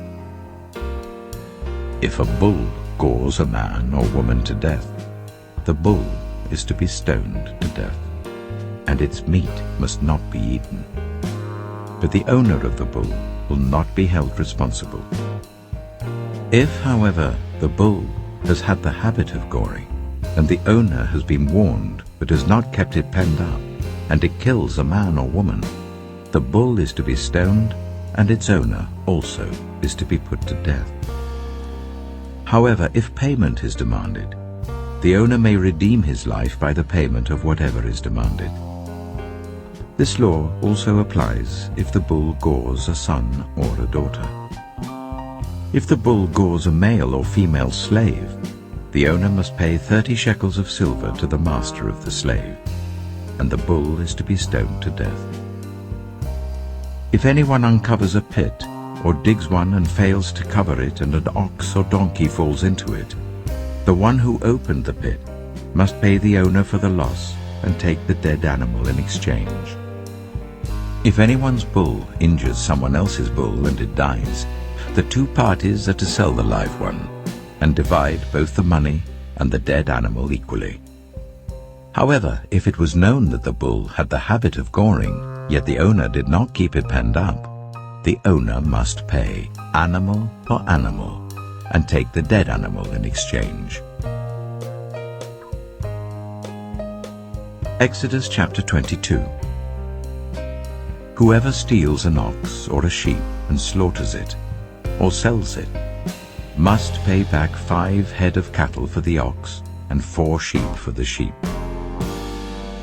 If a thief is caught breaking in at night and is struck a fatal blow, the defender is not guilty of bloodshed. But if it happens after sunrise, the defender is guilty of bloodshed. Anyone who steals must certainly make restitution. But if they have nothing, they must be sold to pay for their theft. If the stolen animal is found alive in their possession, whether ox or donkey or sheep, they must pay back double. If anyone grazes their livestock in a field or vineyard, and lets them stray, and they graze in someone else's field, the offender must make restitution from the best of their own field or vineyard. If a fire breaks out and spreads into thorn bushes, so that it burns sheaves of corn or standing corn or the whole field, the one who started the fire must make restitution. If anyone gives a neighbor silver or goods for safekeeping, and they are stolen from the neighbor's house, the thief, if caught, must pay back double. But if the thief is not found, the owner of the house must appear before the judges, and they must determine whether the owner of the house has laid hands on the other person's property. In all cases of illegal possession of an ox, a donkey, a sheep, a garment, or any other lost property about which somebody says, "This is mine," both parties are to bring their cases before the judges. The one whom the judges declare guilty must pay back double to the other. If anyone gives a donkey, an ox, a sheep, or any other animal to their neighbor for safekeeping, and it dies, or is injured, or is taken away while no one is looking, the issue between them will be settled by the taking of an oath before the Lord, that the neighbor did not lay hands on the other person's property. The owner is to accept this, and no restitution is required. But if the animal was stolen from the neighbor, restitution must be made to the owner. If it was torn to pieces by a wild animal, the neighbor shall bring in the remains as evidence, and shall not be required to pay for the torn animal. If anyone borrows an animal from their neighbor, and it is injured or dies while the owner is not present, they must make restitution. But if the owner is with the animal, the borrower will not have to pay. If the animal was hired, the money paid for the hire covers the loss. If a man seduces a virgin who is not pledged to be married and sleeps with her, he must pay the bride price, and she shall be his wife. If her father absolutely refuses to give her to him, he must still pay the bride price for virgins. Do not allow a sorceress to live. Anyone who has sexual relations with an animal is to be put to death. Whoever sacrifices to any god other than the Lord must be destroyed. Do not ill-treat or oppress a foreigner, for you were foreigners in Egypt. Do not take advantage of the widow or the fatherless. If you do, and they cry out to me, I will certainly hear their cry. My anger will be aroused, and I will kill you with the sword. Your wives will become widows, and your children fatherless. If you lend money to one of my people among you who is needy, do not treat it like a business deal. Charge no interest. If you take your neighbor's cloak as a pledge, return it by sunset, because that cloak is the only covering your neighbor has. What else can they sleep in? When they cry out to me, I will hear, for I am compassionate. Do not blaspheme God or curse the ruler of your people. Do not hold back offerings from your granaries or your vats. You must give me the firstborn of your sons. Do the same with your cattle and your sheep. Let them stay with their mothers for 7 days, but give them to me on the 8th day. You are to be my holy people. So do not eat the meat of an animal torn by wild beasts. Throw it to the dogs. Exodus chapter 23. Do not spread false reports. Do not help a guilty person by being a malicious witness. Do not follow the crowd in doing wrong. When you give testimony in a lawsuit, do not pervert justice by siding with the crowd, and do not show favoritism to a poor person in a lawsuit. If you come across your enemy's ox or donkey wandering off, be sure to return it. If you see the donkey of someone who hates you, fallen down under its load. Do not leave it there. Be sure you help them with it. Do not deny justice to your poor people in their lawsuits. Have nothing to do with a false charge, and do not put an innocent or honest person to death, for I will not acquit the guilty. Do not accept a bribe, for a bribe blinds those who see and twists the words of the innocent. Do not oppress a foreigner. You yourselves know how it feels to be foreigners, because you were foreigners in Egypt. For 6 years you are to sow your fields and harvest the crops, but during the 7th year let the land lie unplowed and unused.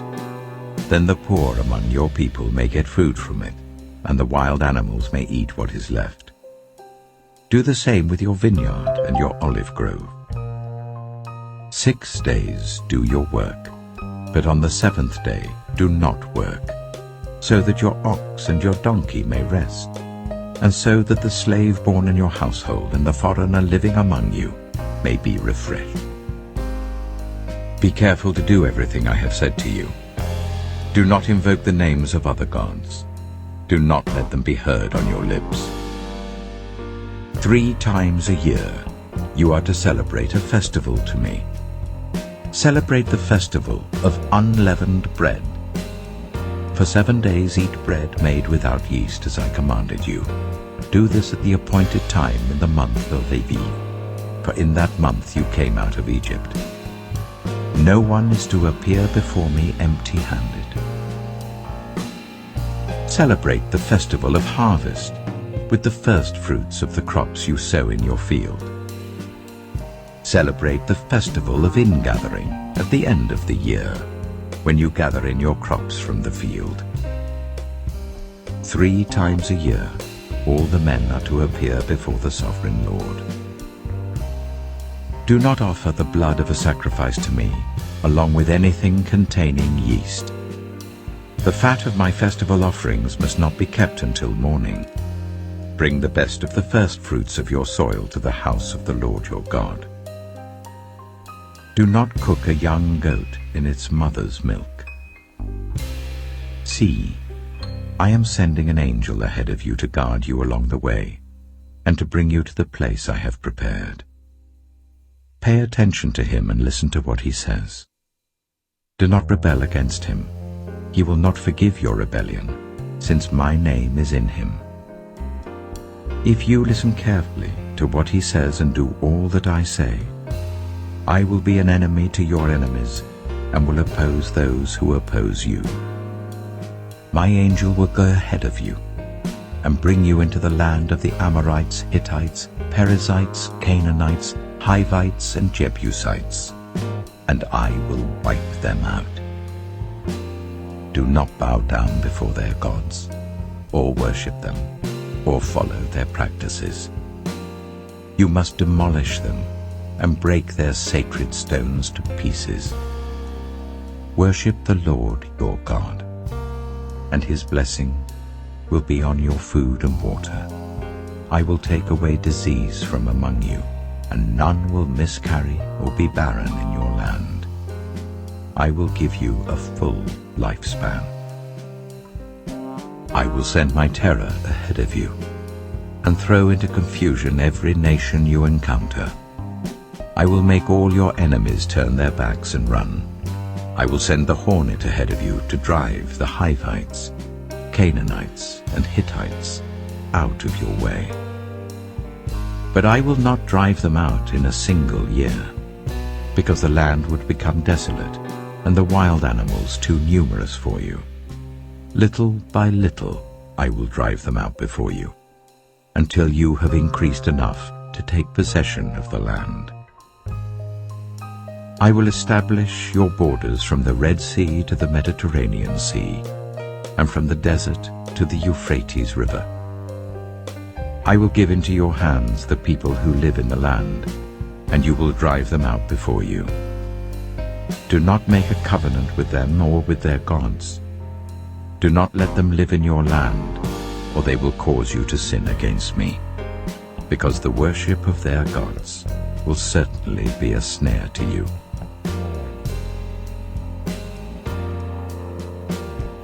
Exodus chapter 24. Then the Lord said to Moses, "Come up to the Lord, you and Aaron, Nadab and Abihu, and 70 of the elders of Israel. You are to worship at a distance, but Moses alone is to approach the Lord. The others must not come near, and the people may not come up with him." When Moses went and told the people all the Lord's words and laws, they responded with one voice, "Everything the Lord has said we will do."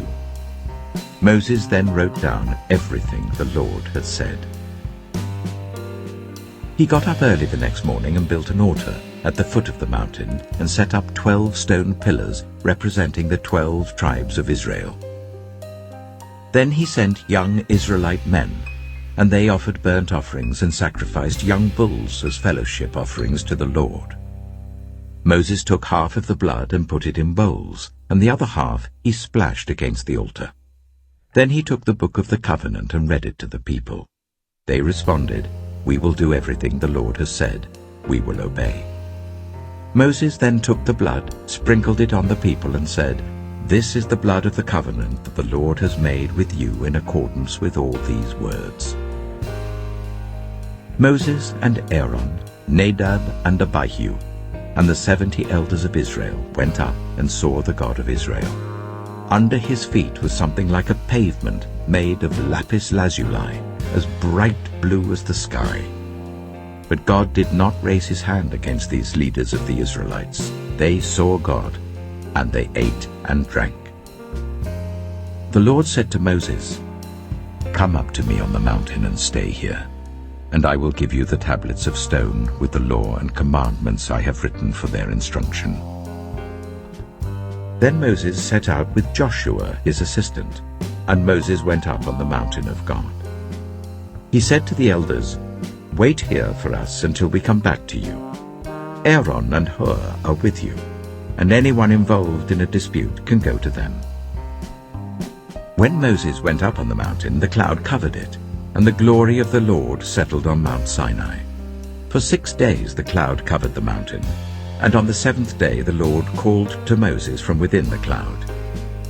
To the Israelites, the glory of the Lord looked like a consuming fire on top of the mountain. Then Moses entered the cloud as he went on up the mountain, and he stayed on the mountain 40 days and 40 nights. Exodus chapter 25. The Lord said to Moses, "Tell the Israelites to bring me an offering. You are to receive the offering for me from everyone whose heart prompts them to give.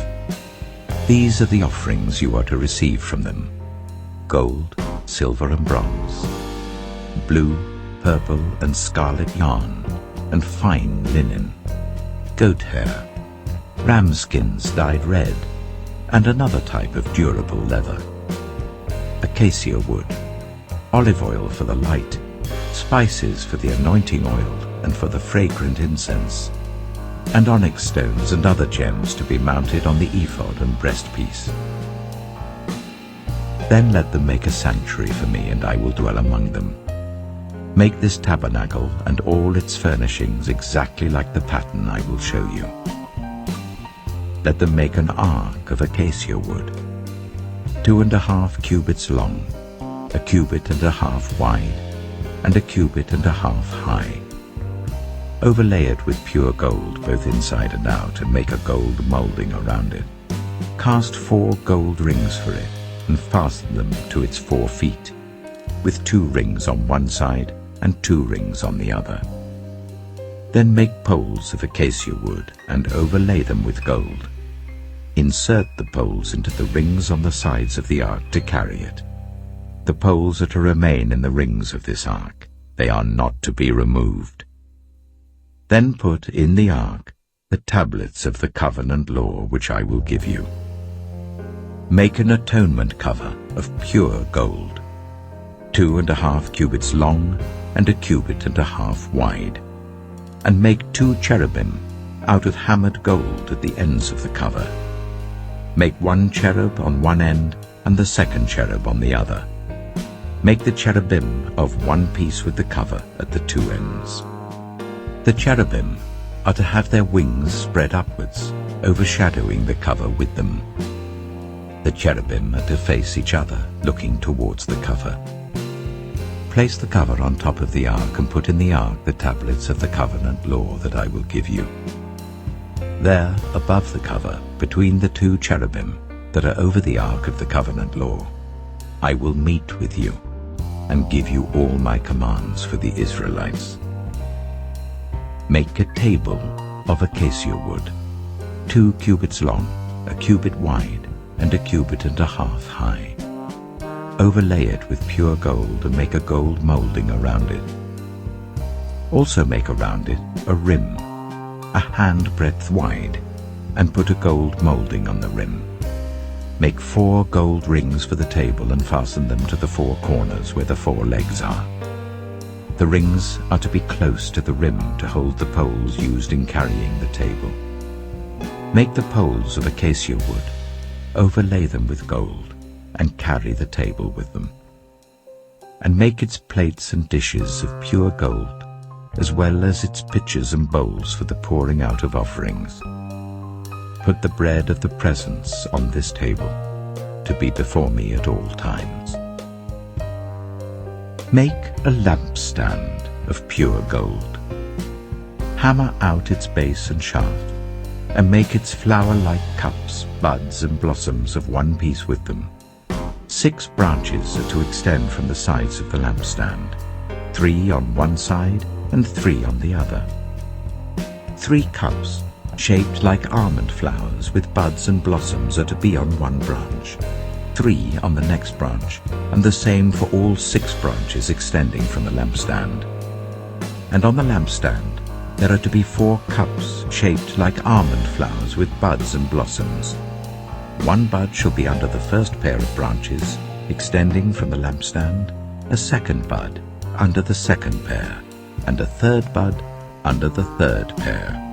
6 branches in all. The buds and branches shall all be of one piece with the lampstand hammered out of pure gold. Then make it 7 lamps and set them up on it so that they light the space in front of it. Its wick trimmers and trays are to be of pure gold. A talent of pure gold is to be used for the lampstand and all these accessories.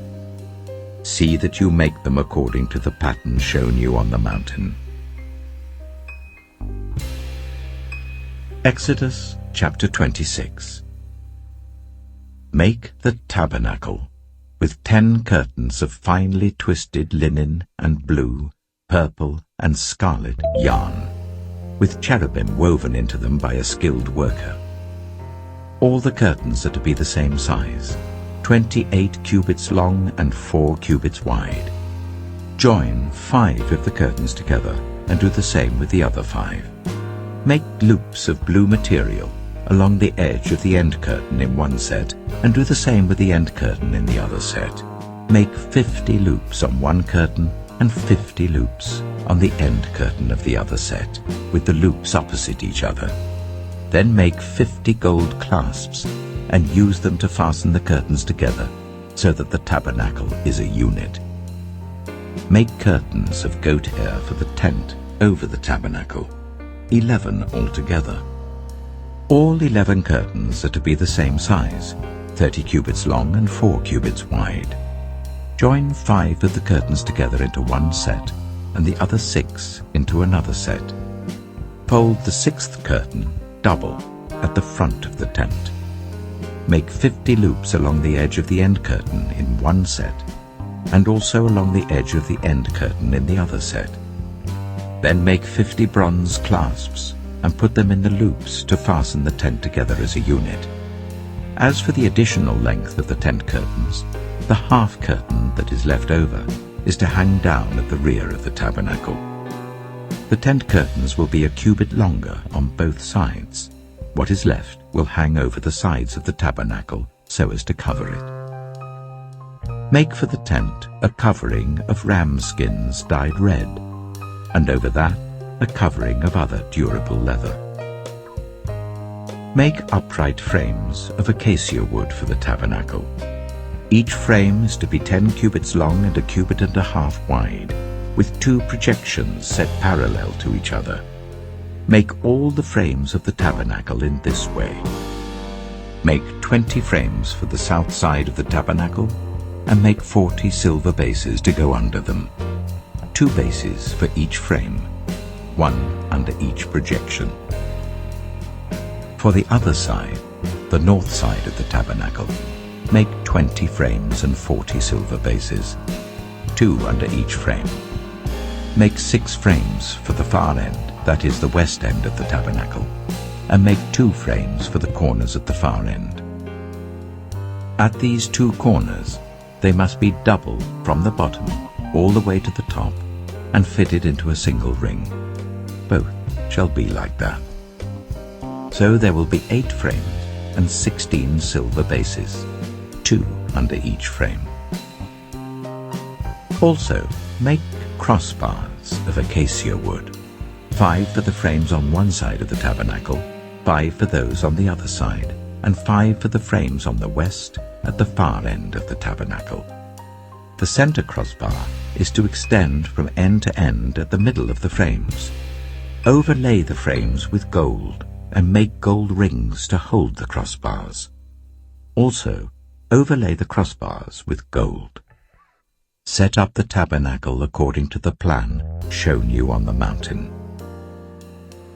Make a curtain of blue, purple, and scarlet yarn and finely twisted linen, with cherubim woven into it by a skilled worker. Hang it with gold hooks on 4 posts of acacia wood, overlaid with gold and standing on 4 silver bases. Hang the curtain from the clasps and place the Ark of the Covenant law behind the curtain. The curtain will separate the holy place from the most holy place. Put the atonement cover on the Ark of the Covenant law in the most holy place. Place the table outside the curtain on the north side of the tabernacle, and put the lampstand opposite it on the south side. For the entrance to the tent, make a curtain of blue, purple, and scarlet yarn and finely twisted linen, the work of an embroiderer. Make gold hooks for this curtain, and 5 posts of acacia wood overlaid with gold, and cast 5 bronze bases for them.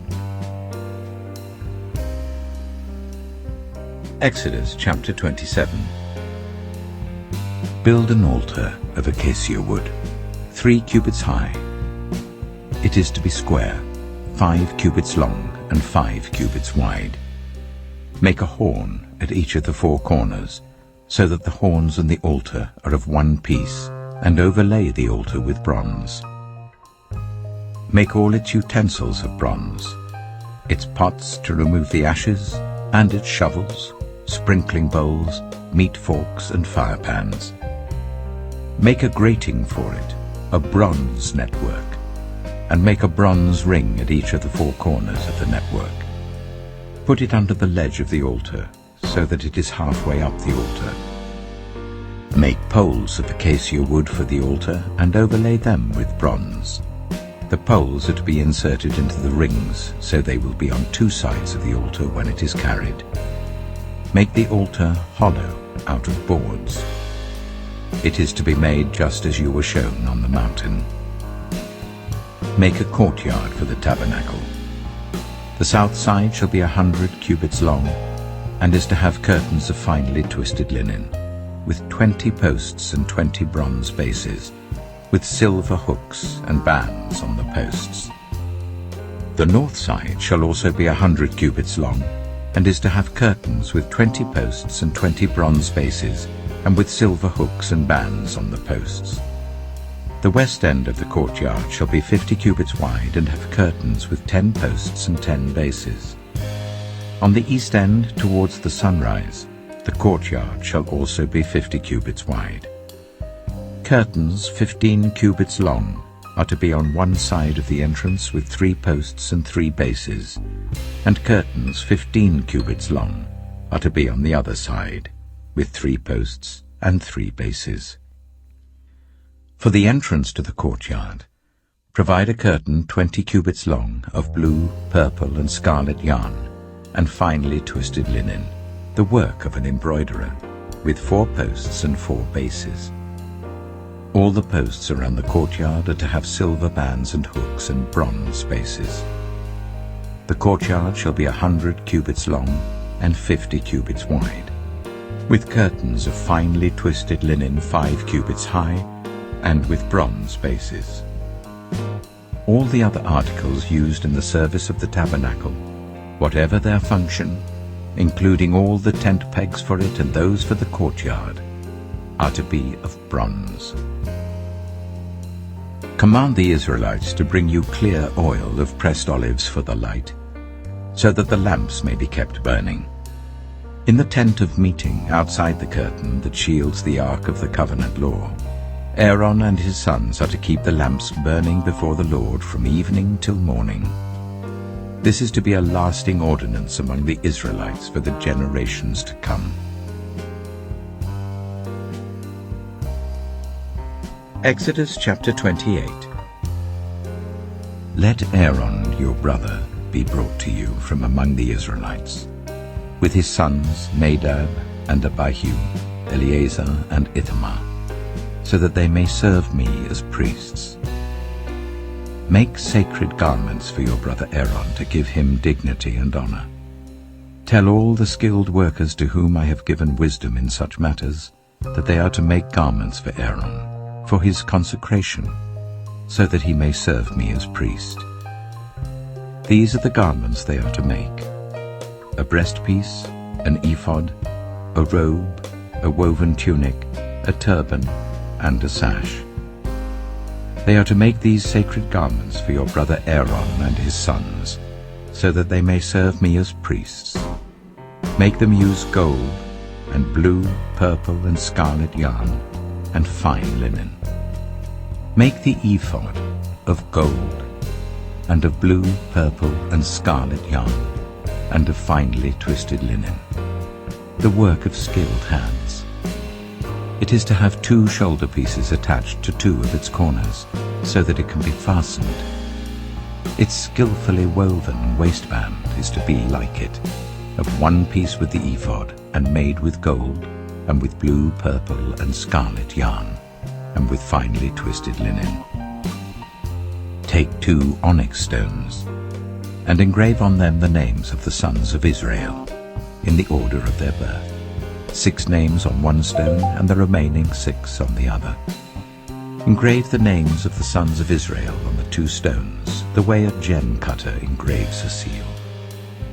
Then mount the stones in gold filigree settings, and fasten them on the shoulder pieces of the ephod as memorial stones for the sons of Israel. Aaron is to bear the names on his shoulders as a memorial before the Lord. Make gold filigree settings, and 2 braided chains of pure gold like a rope, and attach the chains to the settings. Fashion a breastpiece for making decisions, the work of skilled hands. Make it like the ephod, of gold and of blue, purple, and scarlet yarn, and of finely twisted linen. It is to be square, a span long and a span wide, and folded double. Then mount 4 rows of precious stones on it. The first row shall be carnelian, chrysolite, and beryl. The second row shall be turquoise, lapis lazuli, and emerald. The third row shall be jacinth, agate, and amethyst. The fourth row shall be topaz, onyx, and jasper. Mount them in gold filigree settings. There are to be 12 stones, 1 for each of the names of the sons of Israel, each engraved like a seal with the name of 1 of the 12 tribes. For the breastpiece, make braided chains of pure gold like a rope. Make 2 gold rings for it and fasten them to 2 corners of the breastpiece. Fasten the 2 gold chains to the rings at the corners of the breastpiece, and the other ends of the chains to the 2 settings. attaching them to the shoulder pieces of the ephod at the front. Make 2 gold rings and attach them to the other 2 corners of the breastpiece on the inside edge next to the ephod. Make 2 more gold rings and attach them to the bottom of the shoulder pieces on the front of the ephod, close to the seam just above the waistband of the ephod. The rings of the breastpiece are to be tied to the rings of the ephod with blue cord, connecting it to the waistband, so that the breastpiece will not swing out from the ephod. Whenever Aaron enters the holy place, he will bear the names of the sons of Israel over his heart on the breastpiece of decision, as a continuing memorial before the Lord. Also put the Urim and the Thummim in the breastpiece, so they may be over Aaron's heart whenever he enters the presence of the Lord. Thus Aaron will always bear the means of making decisions for the Israelites over his heart before the Lord. Make the robe of the ephod entirely out of blue cloth, with an opening for the head in its center. There shall be a woven edge like a collar around this opening, so that it will not tear. Make pomegranates of blue, purple, and scarlet yarn around the hem of the robe, with gold bells between them. The gold bells and the pomegranates are to alternate round the hem of the robe. Aaron must wear it when he ministers. The sound of the bells will be heard when he enters the holy place before the Lord and when he comes out, so that he will not die. Make a plate of pure gold, and engrave on it as on a seal, holy to the Lord. Fasten a blue cord to it, to attach it to the turban. It is to be on the front of the turban. It will be on Aaron's forehead, and he will bear the guilt involved in the sacred gifts the Israelites consecrate, whatever their gifts may be. It will be on Aaron's forehead continually, so that they will be acceptable to the Lord. Weave the tunic of fine linen, and make the turban of fine linen. The sash is to be the work of an embroiderer. Make tunics, sashes, and caps for Aaron's sons, to give them dignity and honor. After you put these clothes on your brother Aaron and his sons, anoint and ordain them.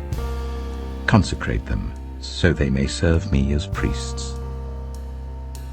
Make linen undergarments as a covering for the body, reaching from the waist to the thigh. Aaron and his sons must wear them whenever they enter the tent of meeting or approach the altar to minister in the holy place, so that they will not incur guilt and die. This is to be a lasting ordinance for Aaron and his descendants. Exodus chapter 29. This is what you are to do to consecrate them, so that they may serve me as priests. Take a young bull and 2 rams without defect, and from the finest wheat flour make round loaves without yeast, thick loaves without yeast, and with olive oil mixed in, and thin loaves without yeast, and brushed with olive oil. Put them in a basket, and present them in it, along with the bull and the 2 rams. Then bring Aaron and his sons to the entrance to the tent of meeting, and wash them with water. Take the garments and dress Aaron with the tunic, the robe of the ephod itself, and the breastpiece. Fasten the ephod on him by its skillfully woven waistband. Put the turban on his head and attach the sacred emblem to the turban. Take the anointing oil and anoint him by pouring it on his head. Bring his sons and dress them in tunics and fasten caps on them. Then tie sashes on Aaron and his sons. The priesthood is theirs by a lasting ordinance. Then you shall ordain Aaron and his sons. Bring the bull to the front of the tent of meeting, and Aaron and his sons shall lay their hands on its head. Slaughter it in the Lord's presence at the entrance to the tent of meeting. Take some of the bull's blood and put it on the horns of the altar with your finger, and pour out the rest of it at the base of the altar. Then take all the fat of the internal organs, the covering of the liver and both kidneys with the fat on them, and burn them on the altar. But burn the bull's flesh and its hide and its intestines outside the camp. It is a sin offering. Take one of the rams, and Aaron and his sons shall lay their hands on its head. Slaughter it, and take the blood and splash it against the sides of the altar.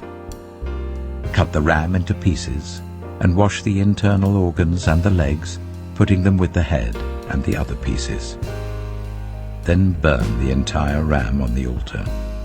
It is a burnt offering to the Lord, a pleasing aroma, a food offering presented to the Lord. Take the other ram, and Aaron and his sons shall lay their hands on its head.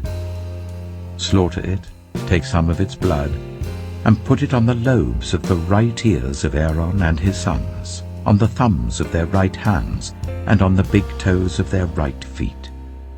Then splash blood against the sides of the altar. And take some of the blood on the altar and some of the anointing oil, and sprinkle it on Aaron and his garments, and on his sons and their garments. Then he and his sons and their garments will be consecrated. Take from this ram the fat tail, the fat on the internal organs, the covering of the liver, both kidneys with the fat on them, and the right thigh. This is the ram for the ordination. From the basket of bread made without yeast, which is before, and one thin loaf. Put all these in the hands of Aaron and his sons, and wave them before the Lord, as a wave offering. Then take them from their hands, and burn them on the altar along with the burnt offering, for a pleasing aroma to the Lord, a food offering presented to the Lord. After you take the breast of the ram for Aaron's ordination, wave it before the Lord as a wave offering, and it will be your share. Consecrate those parts of the ordination ram that belong to Aaron and his sons, the breast that was waved and the thigh that was presented. This is always to be the regular share from the Israelites for Aaron and his sons. It is the contribution the Israelites are to make to the Lord from their fellowship offerings. Aaron's sacred garments will belong to his descendants, so that they can be anointed and ordained in them. The son who succeeds him as priest and comes to the tent of meeting to minister in the holy place is to wear them 7 days. Take the ram for the ordination and cook the meat in a sacred place. At the entrance to the tent of meeting, Aaron and his sons are to eat the meat of the ram and the bread that is in the basket. They are to eat these offerings by which atonement was made for their ordination and consecration. But no one else may eat them, because they are sacred. And if any of the meat of the ordination ram or any bread is left over till morning, burn it up. It must not be eaten, because it is sacred. Do for Aaron and his sons everything I have commanded you, taking 7 days to ordain them. Sacrifice a bull each day as a sin offering to make atonement. Purify the altar by making atonement for it and anoint it to consecrate it. For 7 days make atonement for the altar and consecrate it. Then the altar will be most holy, and whatever touches it will be holy. This is what you are to offer on the altar regularly each day. 2 lambs a year old. Offer one in the morning and the other at twilight. With the first lamb, offer 1/10 of an ephah of the finest flour, mixed with 1/4 of a hin of oil from pressed olives, and 1/4 of a hin of wine as a drink offering. Sacrifice the other lamb at twilight with the same grain offering and its drink offering as in the morning, a pleasing aroma, a food offering presented to the Lord. For the generations to come, this burnt offering is to be made regularly at the entrance to the tent of meeting before the Lord. There I will meet you and speak to you. There also I will meet with the Israelites, and the place will be consecrated by my glory. So I will consecrate the tent of meeting and the altar, and will consecrate Aaron and his sons to serve me as priests. Then I will dwell among the Israelites and be their God. They will know that I am the Lord their God, who brought them out of Egypt so that I might dwell among them. I am the Lord their God. Exodus chapter 30. Make an altar of acacia wood for burning incense. It is to be square, a cubit long and a cubit wide and 2 cubits high, its horns of one piece with it. Overlay the top and all the sides and the horns with pure gold, and make a gold molding around it. Make 2 gold rings for the altar below the molding, 2 on each of the opposite sides to hold the poles used to carry it. Make the poles of acacia wood and overlay them with gold. Put the altar in front of the curtain that shields the Ark of the Covenant Law, before the atonement cover that is over the tablets of the Covenant Law, where I will meet with you. Aaron must burn fragrant incense on the altar every morning when he tends the lamps. He must burn incense again when he lights the lamps at twilight, so that incense will burn regularly before the Lord for the generations to come. Do not offer on this altar any other incense or any burnt offering or grain offering, and do not pour a drink offering on it. Once a year Aaron shall make atonement on its horns. This annual atonement must be made with the blood of the atoning sin offering for the generations to come. It is most holy to the Lord. Then the Lord said to Moses, when you take a census of the Israelites to count them, each one must pay the Lord a ransom for his life at the time he is counted. Then no plague will come on them when you number them. Each one who crosses over to those already counted is to give a half shekel according to the sanctuary shekel, which weighs 20 gerams. This half shekel is an offering to the Lord. All who cross over, those 20 years old or more, are to give an offering to the Lord. The rich are not to give more than a half shekel, and the poor are not to give less when you make the offering to the Lord to atone for your lives. Receive the atonement money from the Israelites and use it for the service of the tent of meeting. It will be a memorial for the Israelites before the Lord, making atonement for your lives. Then the Lord said to Moses, make a bronze basin with its bronze stand for washing. Place it between the tent of meeting and the altar, and put water in it. Aaron and his sons are to wash their hands and feet with water from it. Whenever they enter the tent of meeting, they shall wash with water, so that they will not die. Also, when they approach the altar to minister by presenting a food offering to the Lord, they shall wash their hands and feet, so that they will not die. This is to be a lasting ordinance for Aaron and his descendants for the generations to come. Then the Lord said to Moses, take the following fine spices: 500 shekels of liquid myrrh, half as much, that is 250 shekels, of fragrant cinnamon, 250 shekels of fragrant calamus, 500 shekels of cassia, all according to the sanctuary shekel, and a hin of olive oil. Make these into a sacred anointing oil, a fragrant blend, the work of a perfumer. It will be the sacred anointing oil. Then use it to anoint the tent of meeting, the ark of the covenant law, the table and all its articles, the lampstand and its accessories, the altar of incense, the altar of burnt offering and all its utensils, and the basin with its stand. You shall consecrate them, so they will be most holy, and whatever touches them will be holy. Anoint Aaron and his sons and consecrate them, so they may serve me as priests. Say to the Israelites, this is to be my sacred anointing oil for the generations to come. Do not pour it on anyone else's body, and do not make any other oil using the same formula. It is sacred, and you are to consider it sacred. Whoever makes perfume like it and puts it on anyone other than a priest must be cut off from their people.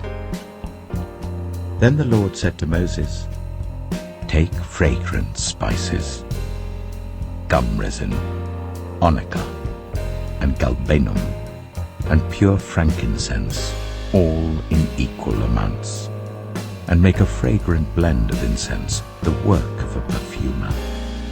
It is to be salted and pure and sacred. Grind some of it to powder and place it in front of the ark of the covenant law in the tent of meeting, where I will meet with you. It shall be most holy to you. Do not make any incense with this formula for yourselves. Consider it holy to the Lord. Whoever makes incense like it, to enjoy its fragrance, must be cut off from their people. Exodus chapter 31. Then the Lord said to Moses, see, I have chosen Bezalel, son of Uri, the son of Hur of the tribe of Judah, and I have filled him with the Spirit of God, with wisdom, with understanding, with knowledge, and with all kinds of skills, to make artistic designs for work in gold, silver, and bronze, to cut and set stones, to work in wood, and to engage in all kinds of crafts. Moreover, I have appointed Aholiab, son of Ahisamach, of the tribe of Dan, to help him. Also, I have given ability to all the skilled workers to make everything I have commanded you: the tent of meeting, the ark of the covenant law with the atonement cover on it, and all the other furnishings of the tent, the table and its articles, the pure gold lampstand and all its accessories, the altar of incense, the altar of burnt offering and all its utensils, the basin with its stand, and also the woven garments, both the sacred garments for Aaron the priest and the garments for his sons when they serve as priests, and the anointing oil and fragrant incense for the holy place. They are to make them just as I commanded you. Then the Lord said to Moses, say to the Israelites, you must observe my Sabbaths. This will be a sign between me and you for the generations to come, so that you may know that I am the Lord, who makes you holy. Observe the Sabbath because it is holy to you. Anyone who desecrates it is to be put to death. Those who do any work on that day must be cut off from their people. For 6 days work is to be done, but the 7th day is a day of Sabbath rest, holy to the Lord. Whoever does any work on the Sabbath day is to be put to death. The Israelites are to observe the Sabbath, celebrating it for the generations to come as a lasting covenant. It will be a sign between me and the Israelites forever. For in 6 days the Lord made the heavens and the earth, and on the 7th day he rested and was refreshed. When the Lord finished speaking to Moses on Mount Sinai, he gave him the 2 tablets of the covenant law, the tablets of stone inscribed by the finger of God. Exodus chapter 32. When the people saw that Moses was so long in coming down from the mountain, they gathered round Aaron and said, come, make us gods who will go before us. As for this fellow Moses who brought us up out of Egypt, We don't know what has happened to him." Aaron answered them, "Take off the gold earrings that your wives, your sons, and your daughters are wearing, and bring them to me."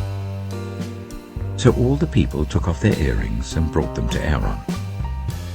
He took what they handed him and made it into an idol cast in the shape of a calf, fashioning it with a tool. Then they said, "These are your gods, Israel, who brought you up out of Egypt." When Aaron saw this, he built an altar in front of the calf and announced, "Tomorrow there will be a festival to the Lord."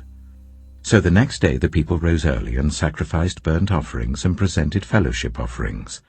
Afterwards they sat down to eat and drink and got up to indulge in revelry.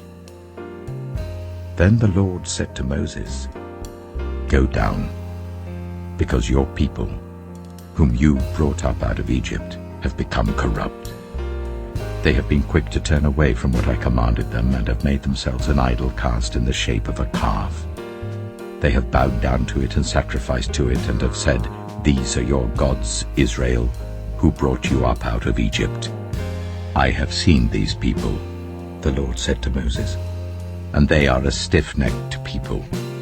Now leave me alone so that my anger may burn against them and that I may destroy them. Then I will make you into a great nation." But Moses sought the favor of the Lord his God. "Lord," he said, "why should your anger burn against your people, whom you brought out of Egypt with great power and a mighty hand? Why should the Egyptians say, 'It was with evil intent that he brought them out, to kill them in the mountains and to wipe them off the face of the earth?' Turn from your fierce anger. Relent and do not bring disaster on your people. Remember your servants, Abraham, Isaac, and Israel, to whom you swore by your own self. I will make your descendants as numerous as the stars in the sky, and I will give your descendants all this land I promised them, and it will be their inheritance forever." Then the Lord relented and did not bring on his people the disaster he had threatened.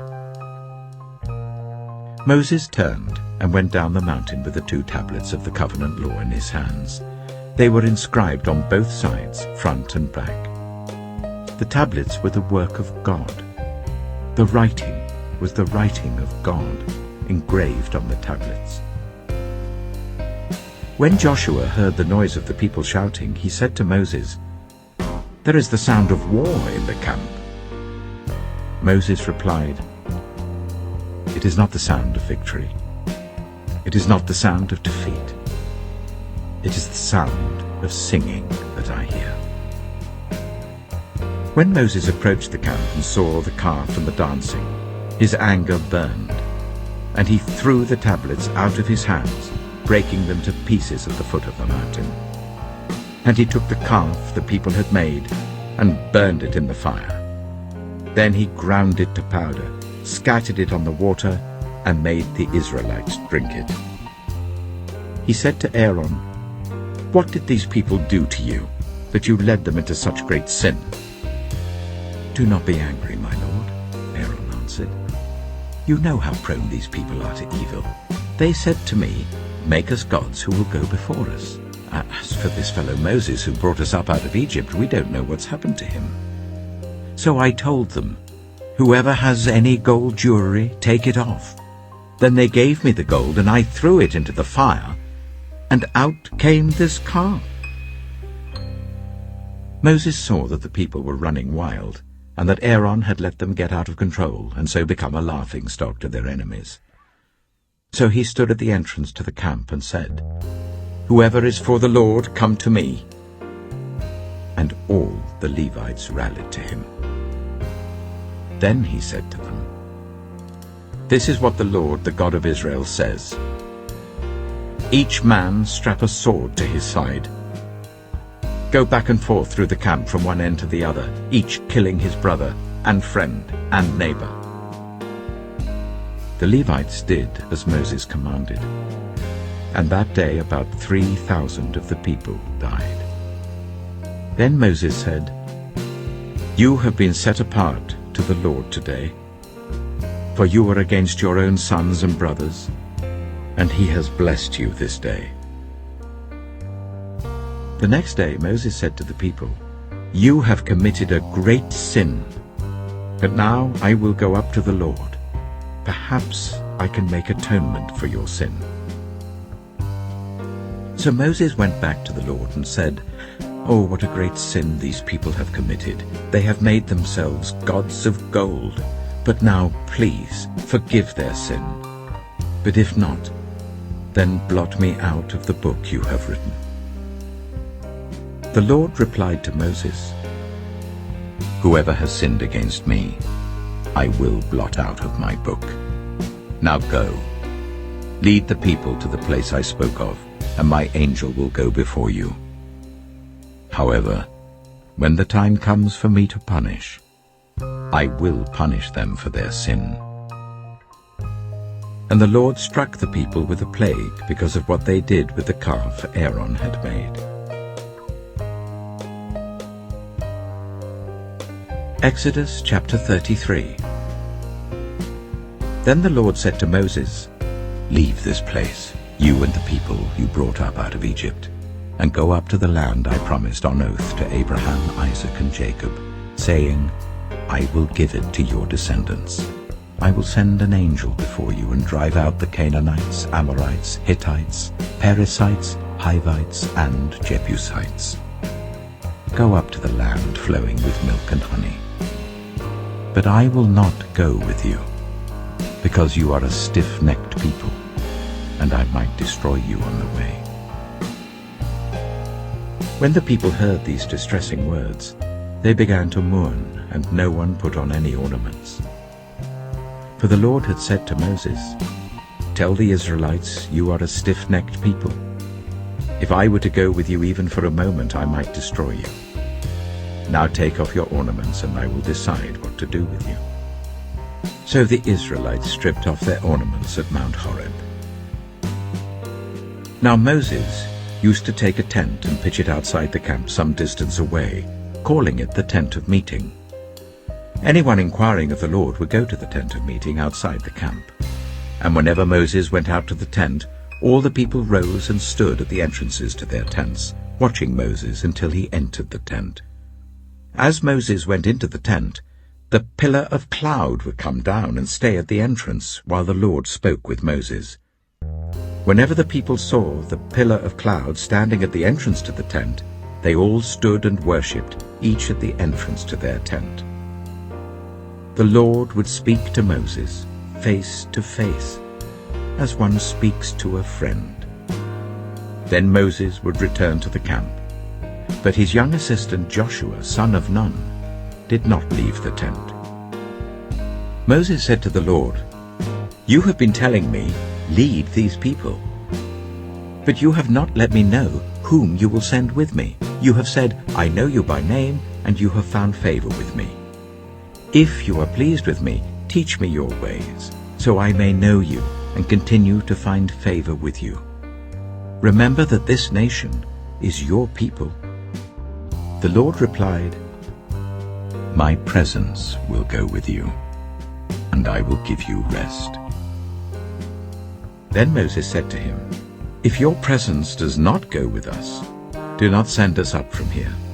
How will anyone know that you are pleased with me and with your people unless you go with us? What else will distinguish me and your people from all the other people on the face of the earth?" And the Lord said to Moses, "I will do the very thing you have asked, because I am pleased with you, and I know you by name." Then Moses said, "Now show me your glory." And the Lord said, "I will cause all my goodness to pass in front of you, and I will proclaim my name, the Lord, in your presence. I will have mercy on whom I will have mercy, and I will have compassion on whom I will have compassion. But," he said, "you cannot see my face, for no one may see me and live." Then the Lord said, "There is a place near me where you may stand on a rock. When my glory passes by, I will put you in a cleft in the rock and cover you with my hand until I have passed by. Then I will remove my hand, and you will see my back, but my face must not be seen.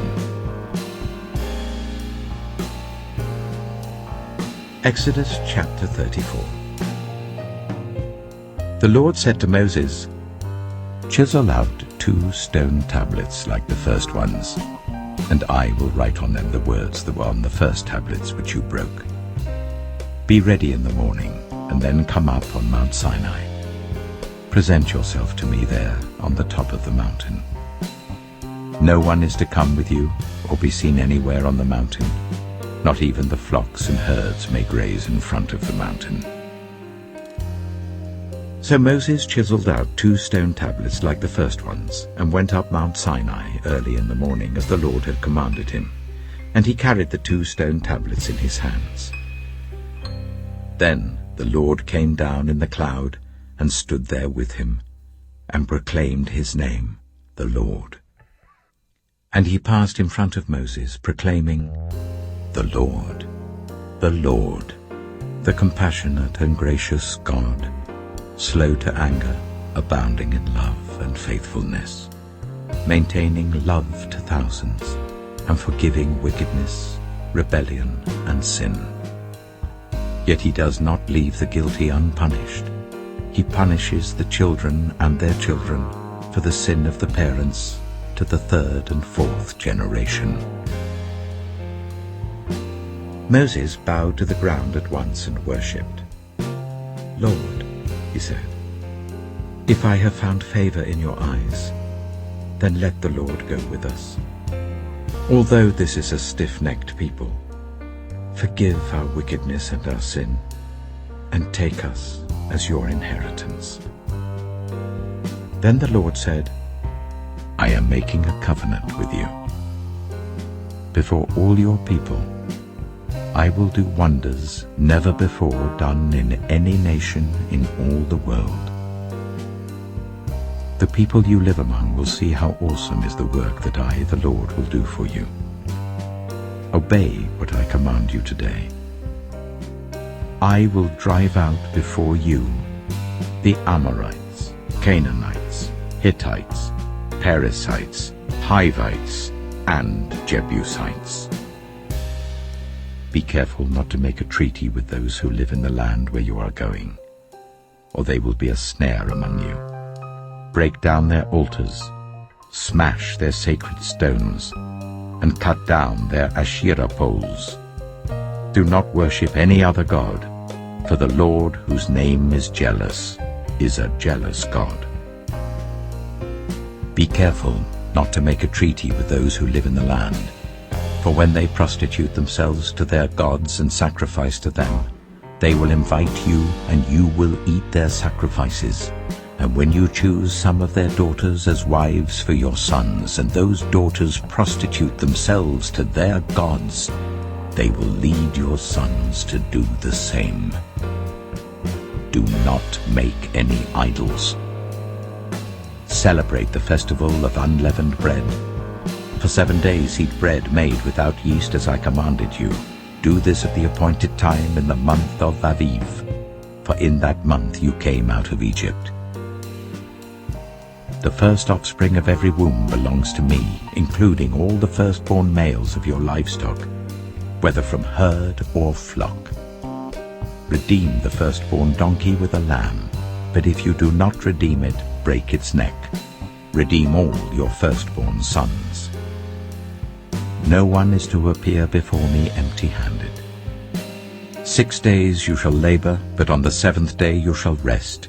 Even during the plowing season and harvest, you must rest. Celebrate the festival of weeks with the first fruits of the wheat harvest, and the festival of ingathering at the turn of the year. 3 times a year, all your men are to appear before the sovereign Lord, the God of Israel. I will drive out nations before you and enlarge your territory, and no one will covet your land when you go up 3 times each year to appear before the Lord your God. Do not offer the blood of a sacrifice to me along with anything containing yeast. And do not let any of the sacrifice from the Passover festival remain until morning. Bring the best of the first fruits of your soil to the house of the Lord your God. Do not cook a young goat in its mother's milk. Then the Lord said to Moses, Write down these words, for in accordance with these words I have made a covenant with you and with Israel. Moses was there with the Lord 40 days and 40 nights, without eating bread or drinking water. And he wrote on the tablets the words of the covenant, the 10 Commandments. When Moses came down from Mount Sinai, with the 2 tablets of the covenant law in his hands, he was not aware that his face was radiant because he had spoken with the Lord. When Aaron and all the Israelites saw Moses, his face was radiant, and they were afraid to come near him. But Moses called to them. So Aaron and all the leaders of the community came back to him, and he spoke to them.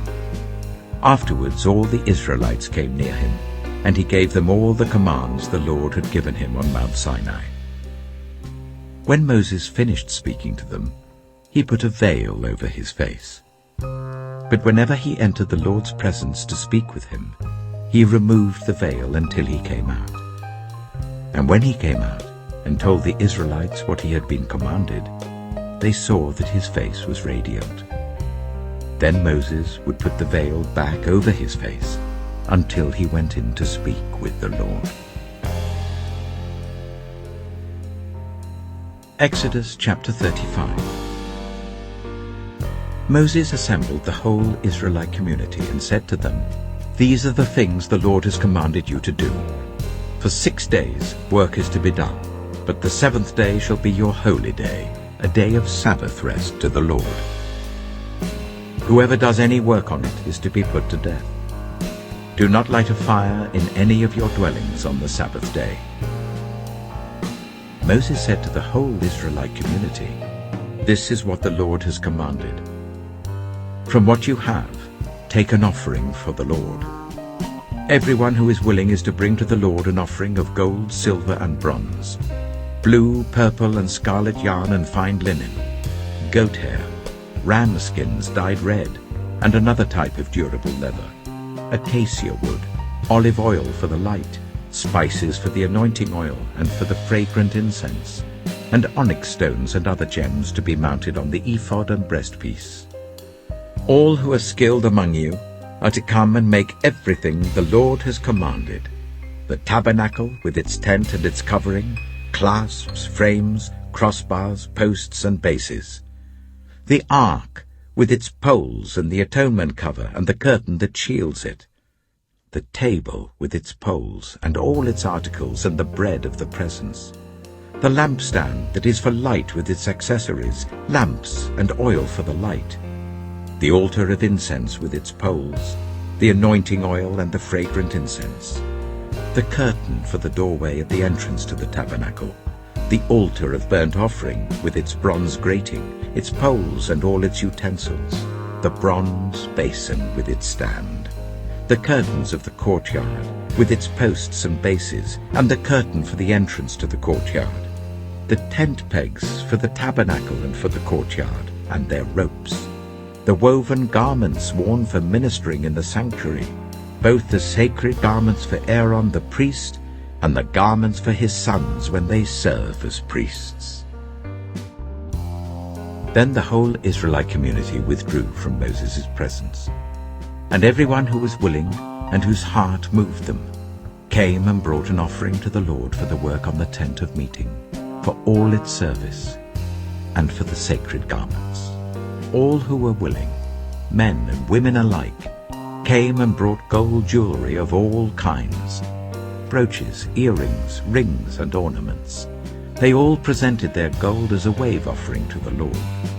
Everyone who had blue, purple, or scarlet yarn, or fine linen, or goat hair, ram skins dyed red, or other durable leather brought them. Those presenting an offering of silver or bronze brought it as an offering to the Lord, and everyone who had acacia wood for any part of the work brought it. Every skilled woman spun with her hands and brought what she had spun, blue, purple, or scarlet yarn, or fine linen. And all the women who were willing and had the skill spun the goat hair. The leaders brought onyx stones and other gems to be mounted on the ephod and breastpiece. They also brought spices and olive oil for the light, and for the anointing oil, and for the fragrant incense. All the Israelite men and women who were willing brought to the Lord free will offerings for all the work the Lord through Moses had commanded them to do. Then Moses said to the Israelites, "See, the Lord has chosen Bezalel, son of Uri, the son of Hur, of the tribe of Judah, and he has filled him with the Spirit of God, with wisdom, with understanding, with knowledge, and with all kinds of skills, to make artistic designs for work in gold, silver, and bronze, to cut and set stones, to work in wood, and to engage in all kinds of artistic crafts. And he has given both him and Aholiab, son of Ahisamach, of the tribe of Dan, the ability to teach others. He has filled them with skill to do all kinds of work as engravers, designers, embroiderers in blue, purple, and scarlet yarn, and fine linen, and weavers, all of them skilled workers and designers." Exodus chapter 36.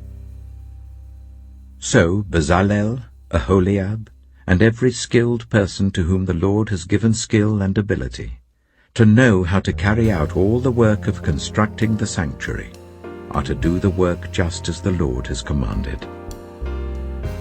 Then Moses summoned Bezalel and Aholiab, and every skilled person to whom the Lord had given ability, and who was willing to come and do the work. They received from Moses all the offerings the Israelites had brought to carry out the work of constructing the sanctuary. And the people continued to bring free will offerings morning after morning. So all the skilled workers who were doing all the work on the sanctuary left what they were doing and said to Moses, "The people are bringing more than enough for doing the work the Lord commanded to be done." Then Moses gave an order, and they sent this word throughout the camp: "No man or woman is to make anything else as an offering for the sanctuary." And so the people were restrained from bringing more, because what they already had was more than enough to do all the work. All those who were skilled among the workers made the tabernacle with 10 curtains of finely twisted linen and blue, purple, and scarlet yarn, with cherubim woven into them by expert hands. All the curtains were the same size, 28 cubits long and 4 cubits wide. They joined 5 of the curtains together and did the same with the other 5. Then they made loops of blue material along the edge of the end curtain in one set, and the same was done with the end curtain in the other set. They also made 50 loops on one curtain and 50 loops on the end curtain of the other set, with the loops opposite each other. Then they made 50 gold clasps, and used them to fasten the 2 sets of curtains together, so that the tabernacle was a unit. They made curtains of goat hair for the tent over the tabernacle, 11 altogether. All 11 curtains were the same size, 30 cubits long and 4 cubits wide. They joined 5 of the curtains into one set, and the other 6 into another set. Then they made 50 loops along the edge of the end curtain in one set, and also along the edge of the end curtain in the other set. They made 50 bronze clasps to fasten the tent together as a unit. Then they made for the tent a covering of ram skins dyed red, and over that a covering of other durable leather. They made upright frames of acacia wood for the tabernacle. Each frame was 10 cubits long and a cubit and a half wide, with 2 projections set parallel to each other. They made all the frames of the tabernacle in this way. They made 20 frames for the south side of the tabernacle, and made 40 silver bases to go under them, 2 bases for each frame, 1 under each projection. For the other side, the north side of the tabernacle, they made 20 frames and 40 silver bases, 2 under each frame. They made 6 frames for the far end, that is, the west end of the tabernacle, and 2 frames were made for the corners of the tabernacle at the far end. At these 2 corners the frames were double from the bottom all the way to the top and fitted into a single ring. Both were made alike. So there were 8 frames and 16 silver bases, 2 under each frame. They also made crossbars of acacia wood, 5 for the frames on one side of the tabernacle, 5 for those on the other side, and 5 for the frames on the west, at the far end of the tabernacle. They made the center crossbar, so that it extended from end to end at the middle of the frames. They overlaid the frames with gold and made gold rings to hold the crossbars. They also overlaid the crossbars with gold. They made the curtain of blue, purple, and scarlet yarn and finely twisted linen, with cherubim woven into it by a skilled worker. They made 4 posts of acacia wood for it, and overlaid them with gold. They made gold hooks for them, and cast their 4 silver bases. For the entrance to the tent, they made a curtain of blue, purple, and scarlet yarn and finely twisted linen, the work of an embroiderer. And they made 5 posts with hooks for them. They overlaid the tops of the posts and their bands with gold, and made their 5 bases of bronze. Exodus chapter 37. Bezalel made the ark of acacia wood, 2.5 cubits long, 1.5 cubits wide, and 1.5 cubits high. He overlaid it with pure gold, both inside and made a gold molding around it. He cast 4 gold rings for it, and fastened them to its 4 feet, with 2 rings on one side and 2 rings on the other. Then he made poles of acacia wood, and overlaid them with gold, and he inserted the poles into the rings on the sides of the ark to carry it. He made the atonement cover of pure gold, 2.5 cubits long and 1.5 cubits wide. Then he made 2 cherubim out of hammered gold at the ends of the cover. He made 1 cherub on one end and the second cherub on the other. At the 2 ends he made them of one piece with the cover. The cherubim had their wings spread upwards, overshadowing the cover with them. The cherubim faced each other, looking towards the cover. They made the table of acacia wood, 2 cubits long, 1 cubit wide, and 1.5 cubits high. Then they overlaid it with pure gold and made a gold molding around it. They also made around it a rim, a handbreadth wide, and put a gold molding on the rim. They cast 4 gold rings for the table and fastened them to the 4 corners where the 4 legs were. The rings were put close to the rim to hold the poles used in carrying the table. The poles for carrying the table were made of acacia wood and were overlaid with gold. And they made from pure gold the articles for the table, its plates and dishes and bowls and its pitchers for the pouring out of drink offerings. They made the lampstand of pure gold.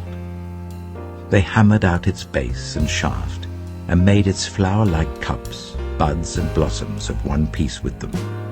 6 branches extended from the sides of the lampstand, 3 on one side and 3 on the other. 3 cups shaped like almond flowers with buds and blossoms were on one branch, 3 on the next branch, and the same for all 6 branches extending from the lampstand. And on the lampstand were 4 cups shaped like almond flowers with buds and blossoms. 1 bud was under the first pair of branches extending from the lampstand, a 2nd bud under the 2nd pair, and a 3rd bud under the 3rd pair, 6 branches in all. The buds and the branches were all of one piece with the lampstand, hammered out of pure gold. They made its 7 lamps, as well as its wick trimmers and trays, of pure gold. They made the lampstand and all its accessories from 1 talent of pure gold. They made the altar of incense out of acacia wood. It was square, a cubit long and a cubit wide, and 2 cubits high, its horns of one piece with it. They overlaid the top and all the sides and the horns with pure gold, and made a gold molding around it. They made 2 gold rings below the molding, 2 on each of the opposite sides, to hold the poles used to carry it. They made the poles of acacia wood and overlaid them with gold. They also made the sacred anointing oil and the pure fragrant incense, the work of a perfumer.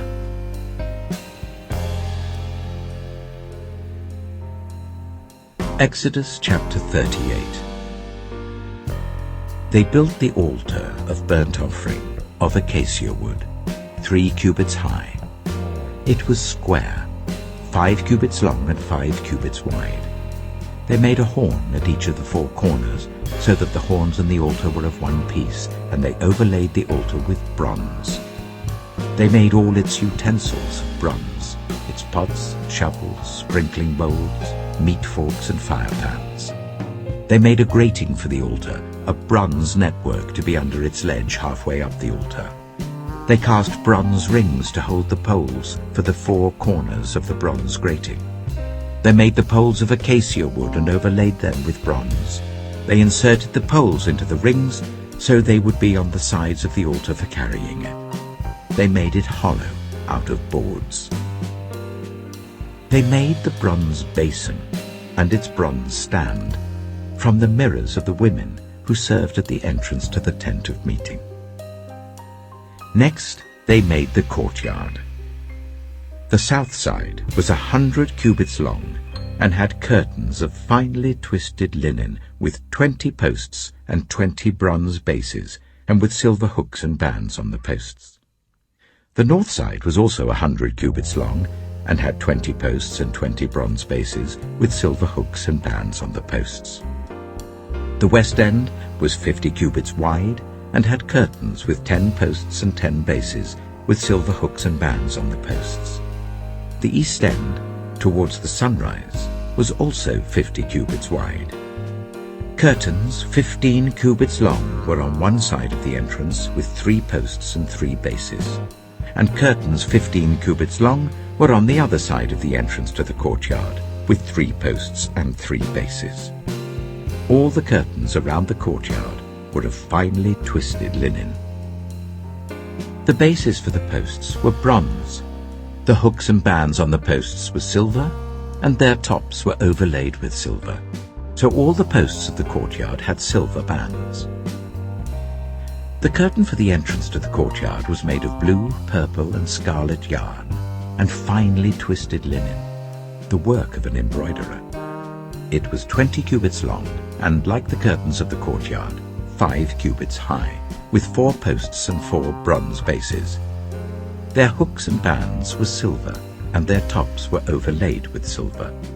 All the tent pegs of the tabernacle and of the surrounding courtyard were bronze. These are the amounts of the material used for the tabernacle of the covenant law, which were recorded at Moses' command by the Levites under the direction of Itamar, son of Aaron the priest. Bezalel, son of Uri, the son of Hur of the tribe of Judah, made everything the Lord commanded Moses. With him was Aholiab, son of Ahisamach, of the tribe of Dan, an engraver and designer, and an embroiderer, in blue, purple, and scarlet yarn and fine linen.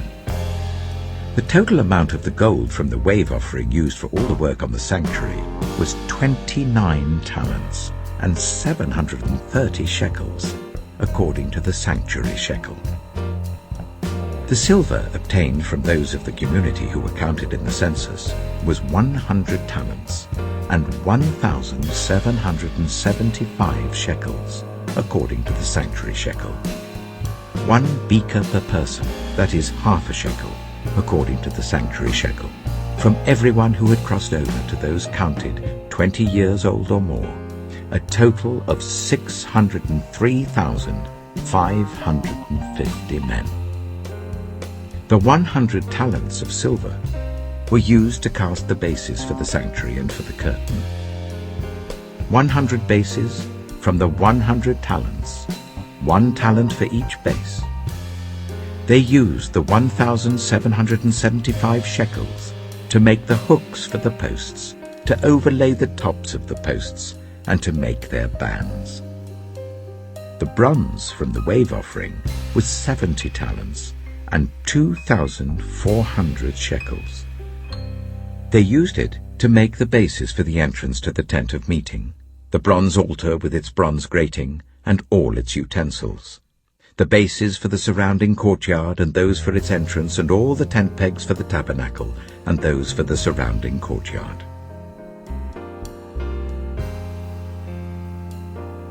Exodus chapter 39. From the blue, purple, and scarlet yarn, they made woven garments for ministering in the sanctuary. They also made sacred garments for Aaron, as the Lord commanded Moses. They made the ephod of gold and of blue, purple, and scarlet yarn, and of finely twisted linen. They hammered out thin sheets of gold, and cut strands to be worked into the blue, purple, and scarlet yarn and fine linen, the work of skilled hands. They made shoulder pieces for the ephod, which were attached to 2 of its corners, so that it could be fastened. Its skillfully woven waistband was like it, of 1 piece with the ephod and made with gold, and with blue, purple, and scarlet yarn, and with finely twisted linen, as the Lord commanded Moses. They mounted the onyx stones in gold filigree settings, and engraved them like a seal with the names of the sons of Israel. Then they fastened them on the shoulder pieces of the ephod as memorial stones for the sons of Israel, as the Lord commanded Moses. They fashioned the breastpiece, the work of a skilled craftsman. They made it like the ephod, of gold and of blue, purple, and scarlet yarn, and of finely twisted linen. It was square, a span long and a span wide, and folded double. Then they mounted 4 rows of precious stones on it. The first row was carnelian, chrysolite, and beryl. The second row was turquoise, lapis lazuli, and emerald. The third row was jacinth, agate, and amethyst. The fourth row was topaz, onyx, and jasper. They were mounted in gold filigree settings. There were 12 stones, 1 for each of the names of the sons of Israel, each engraved like a seal with the name of 1 of the 12 tribes. For the breastpiece, they made braided chains of pure gold, like a rope. They made 2 gold filigree settings and 2 gold rings, and fastened the rings to 2 of the corners of the breastpiece. They fastened the 2 gold chains to the rings at the corners of the breastpiece, and the other ends of the chains to the 2 settings, attaching them to the shoulder pieces of the ephod at the front. They made 2 gold rings, and attached them to the other 2 corners of the breastpiece on the inside edge next to the ephod. Then they made 2 more gold rings, and attached them to the bottom of the shoulder pieces on the front of the ephod, close to the seam just above the waistband of the ephod. They tied the rings of the breastpiece to the rings of the ephod with blue cord, connecting it to the waistband, so that the breastpiece would not swing out from the ephod, as the Lord commanded Moses. They made the robe of the ephod entirely of blue cloth, the work of a weaver, with an opening in the center of the robe like the opening of a collar, and a band around this opening so that it would not tear. They made pomegranates of blue, purple, and scarlet yarn and finely twisted linen round the hem of the robe. And they made bells of pure gold, and attached them around the hem between the pomegranates. The bells and pomegranates alternated round the hem of the robe to be worn for ministering, as the Lord commanded Moses. For Aaron and his sons, they made tunics of fine linen, the work of a weaver, and the turban of fine linen, the linen caps and the undergarments of finely twisted linen. The sash was made of finely twisted linen and blue, purple, and scarlet yarn, the work of an embroiderer, as the Lord commanded Moses. They made the plate, the sacred emblem, out of pure gold, and engraved on it, like an inscription on a seal, "Holy to the Lord." Then they fastened a blue cord to it to attach it to the turban, as the Lord commanded Moses. So all the work on the tabernacle, the tent of meeting, was completed. The Israelites did everything just as the Lord commanded Moses. Then they brought the tabernacle to Moses, the tent and all its furnishings, its clasps, frames, crossbars, posts and bases, the covering of ram skins dyed red and the covering of another durable leather, and the shielding curtain, the Ark of the Covenant law with its poles and the atonement cover, the table with all its articles and the bread of the presence, the pure gold lampstand with its row of lamps and all its accessories, and the olive oil for the light, the gold altar, the anointing oil, the fragrant incense, and the curtain for the entrance to the tent, the bronze altar with its bronze grating, its poles and all its utensils, the basin with its stand, the curtains of the courtyard with its posts and bases, and the curtain for the entrance to the courtyard, the ropes and tent pegs for the courtyard, all the furnishings for the tabernacle, the tent of meeting, and the woven garments worn for ministering in the sanctuary, both the sacred garments for Aaron the priest and the garments for his sons when serving as priests. The Israelites had done all the work just as the Lord had commanded Moses. Moses inspected the work and saw that they had done it just as the Lord had commanded. So Moses blessed them. Exodus chapter 40. Then the Lord said to Moses, "Set up the tabernacle, the tent of meeting, on the first day of the first month. Place the ark of the covenant law in it, and shield the ark with the curtain. Bring in the table, and set out what belongs on it. Then bring in the lampstand, and set up its lamps. Place the gold altar of incense in front of the ark of the covenant law, and put the curtain at the entrance to the tabernacle. Place the altar of burnt offering in front of the entrance to the tabernacle, the tent of meeting. Place the basin between the tent of meeting and the altar, and put water in it. Set up the courtyard around it, and put the curtain at the entrance to the courtyard. Take the anointing oil, and anoint the tabernacle and everything in it. Consecrate it and all its furnishings, and it will be holy. Then anoint the altar of burnt offering and all its utensils. Consecrate the altar, and it will be most holy. Anoint the basin and its stand, and consecrate them. Bring Aaron and his sons to the entrance to the tent of meeting, and wash them with water. Then dress Aaron in the sacred garments. Anoint him and consecrate him so that he may serve me as priest. Bring his sons and dress them in tunics. Anoint them just as you anointed their father, so that they may serve me as priests.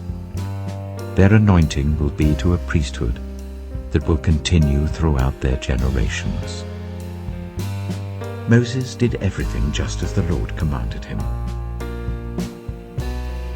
So the tabernacle was set up on the first day of the first month in the second year. When Moses set up the tabernacle, he put the bases in place, erected the frames, inserted the crossbars, and set up the posts. Then he spread the tent over the tabernacle and put the covering over the tent as the Lord commanded him. He took the tablets of the covenant law and placed them in the ark, attached the poles to the ark and put the atonement cover over it.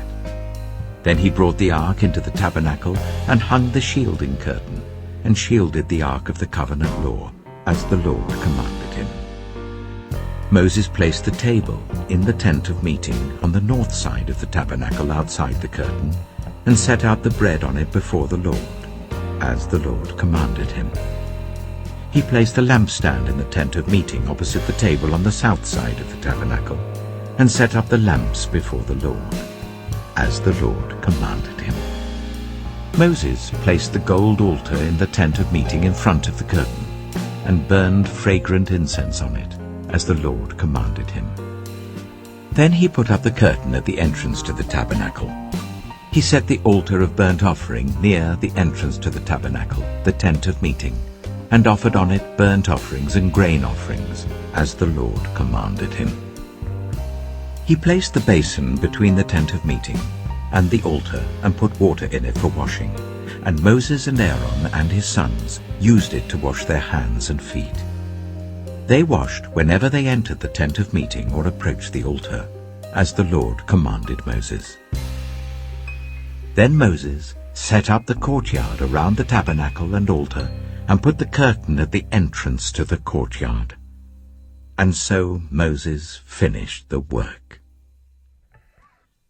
Then the cloud covered the tent of meeting, and the glory of the Lord filled the tabernacle. Moses could not enter the tent of meeting because the cloud had settled on it, and the glory of the Lord filled the tabernacle.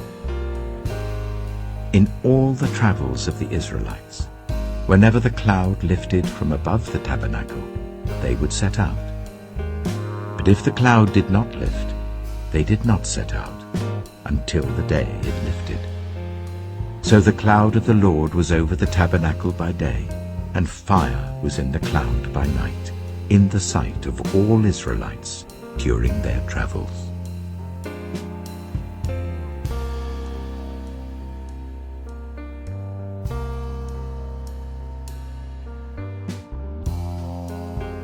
Thank you all for joining us on this incredible journey through Exodus. If you found enlightenment and insight in our exploration, please like, share, and subscribe to Do You Know X Fact to dive even deeper into the wisdom of the Bible with us. Your support helps us uncover more profound teachings and share them with the world. Until next time, keep seeking the truth.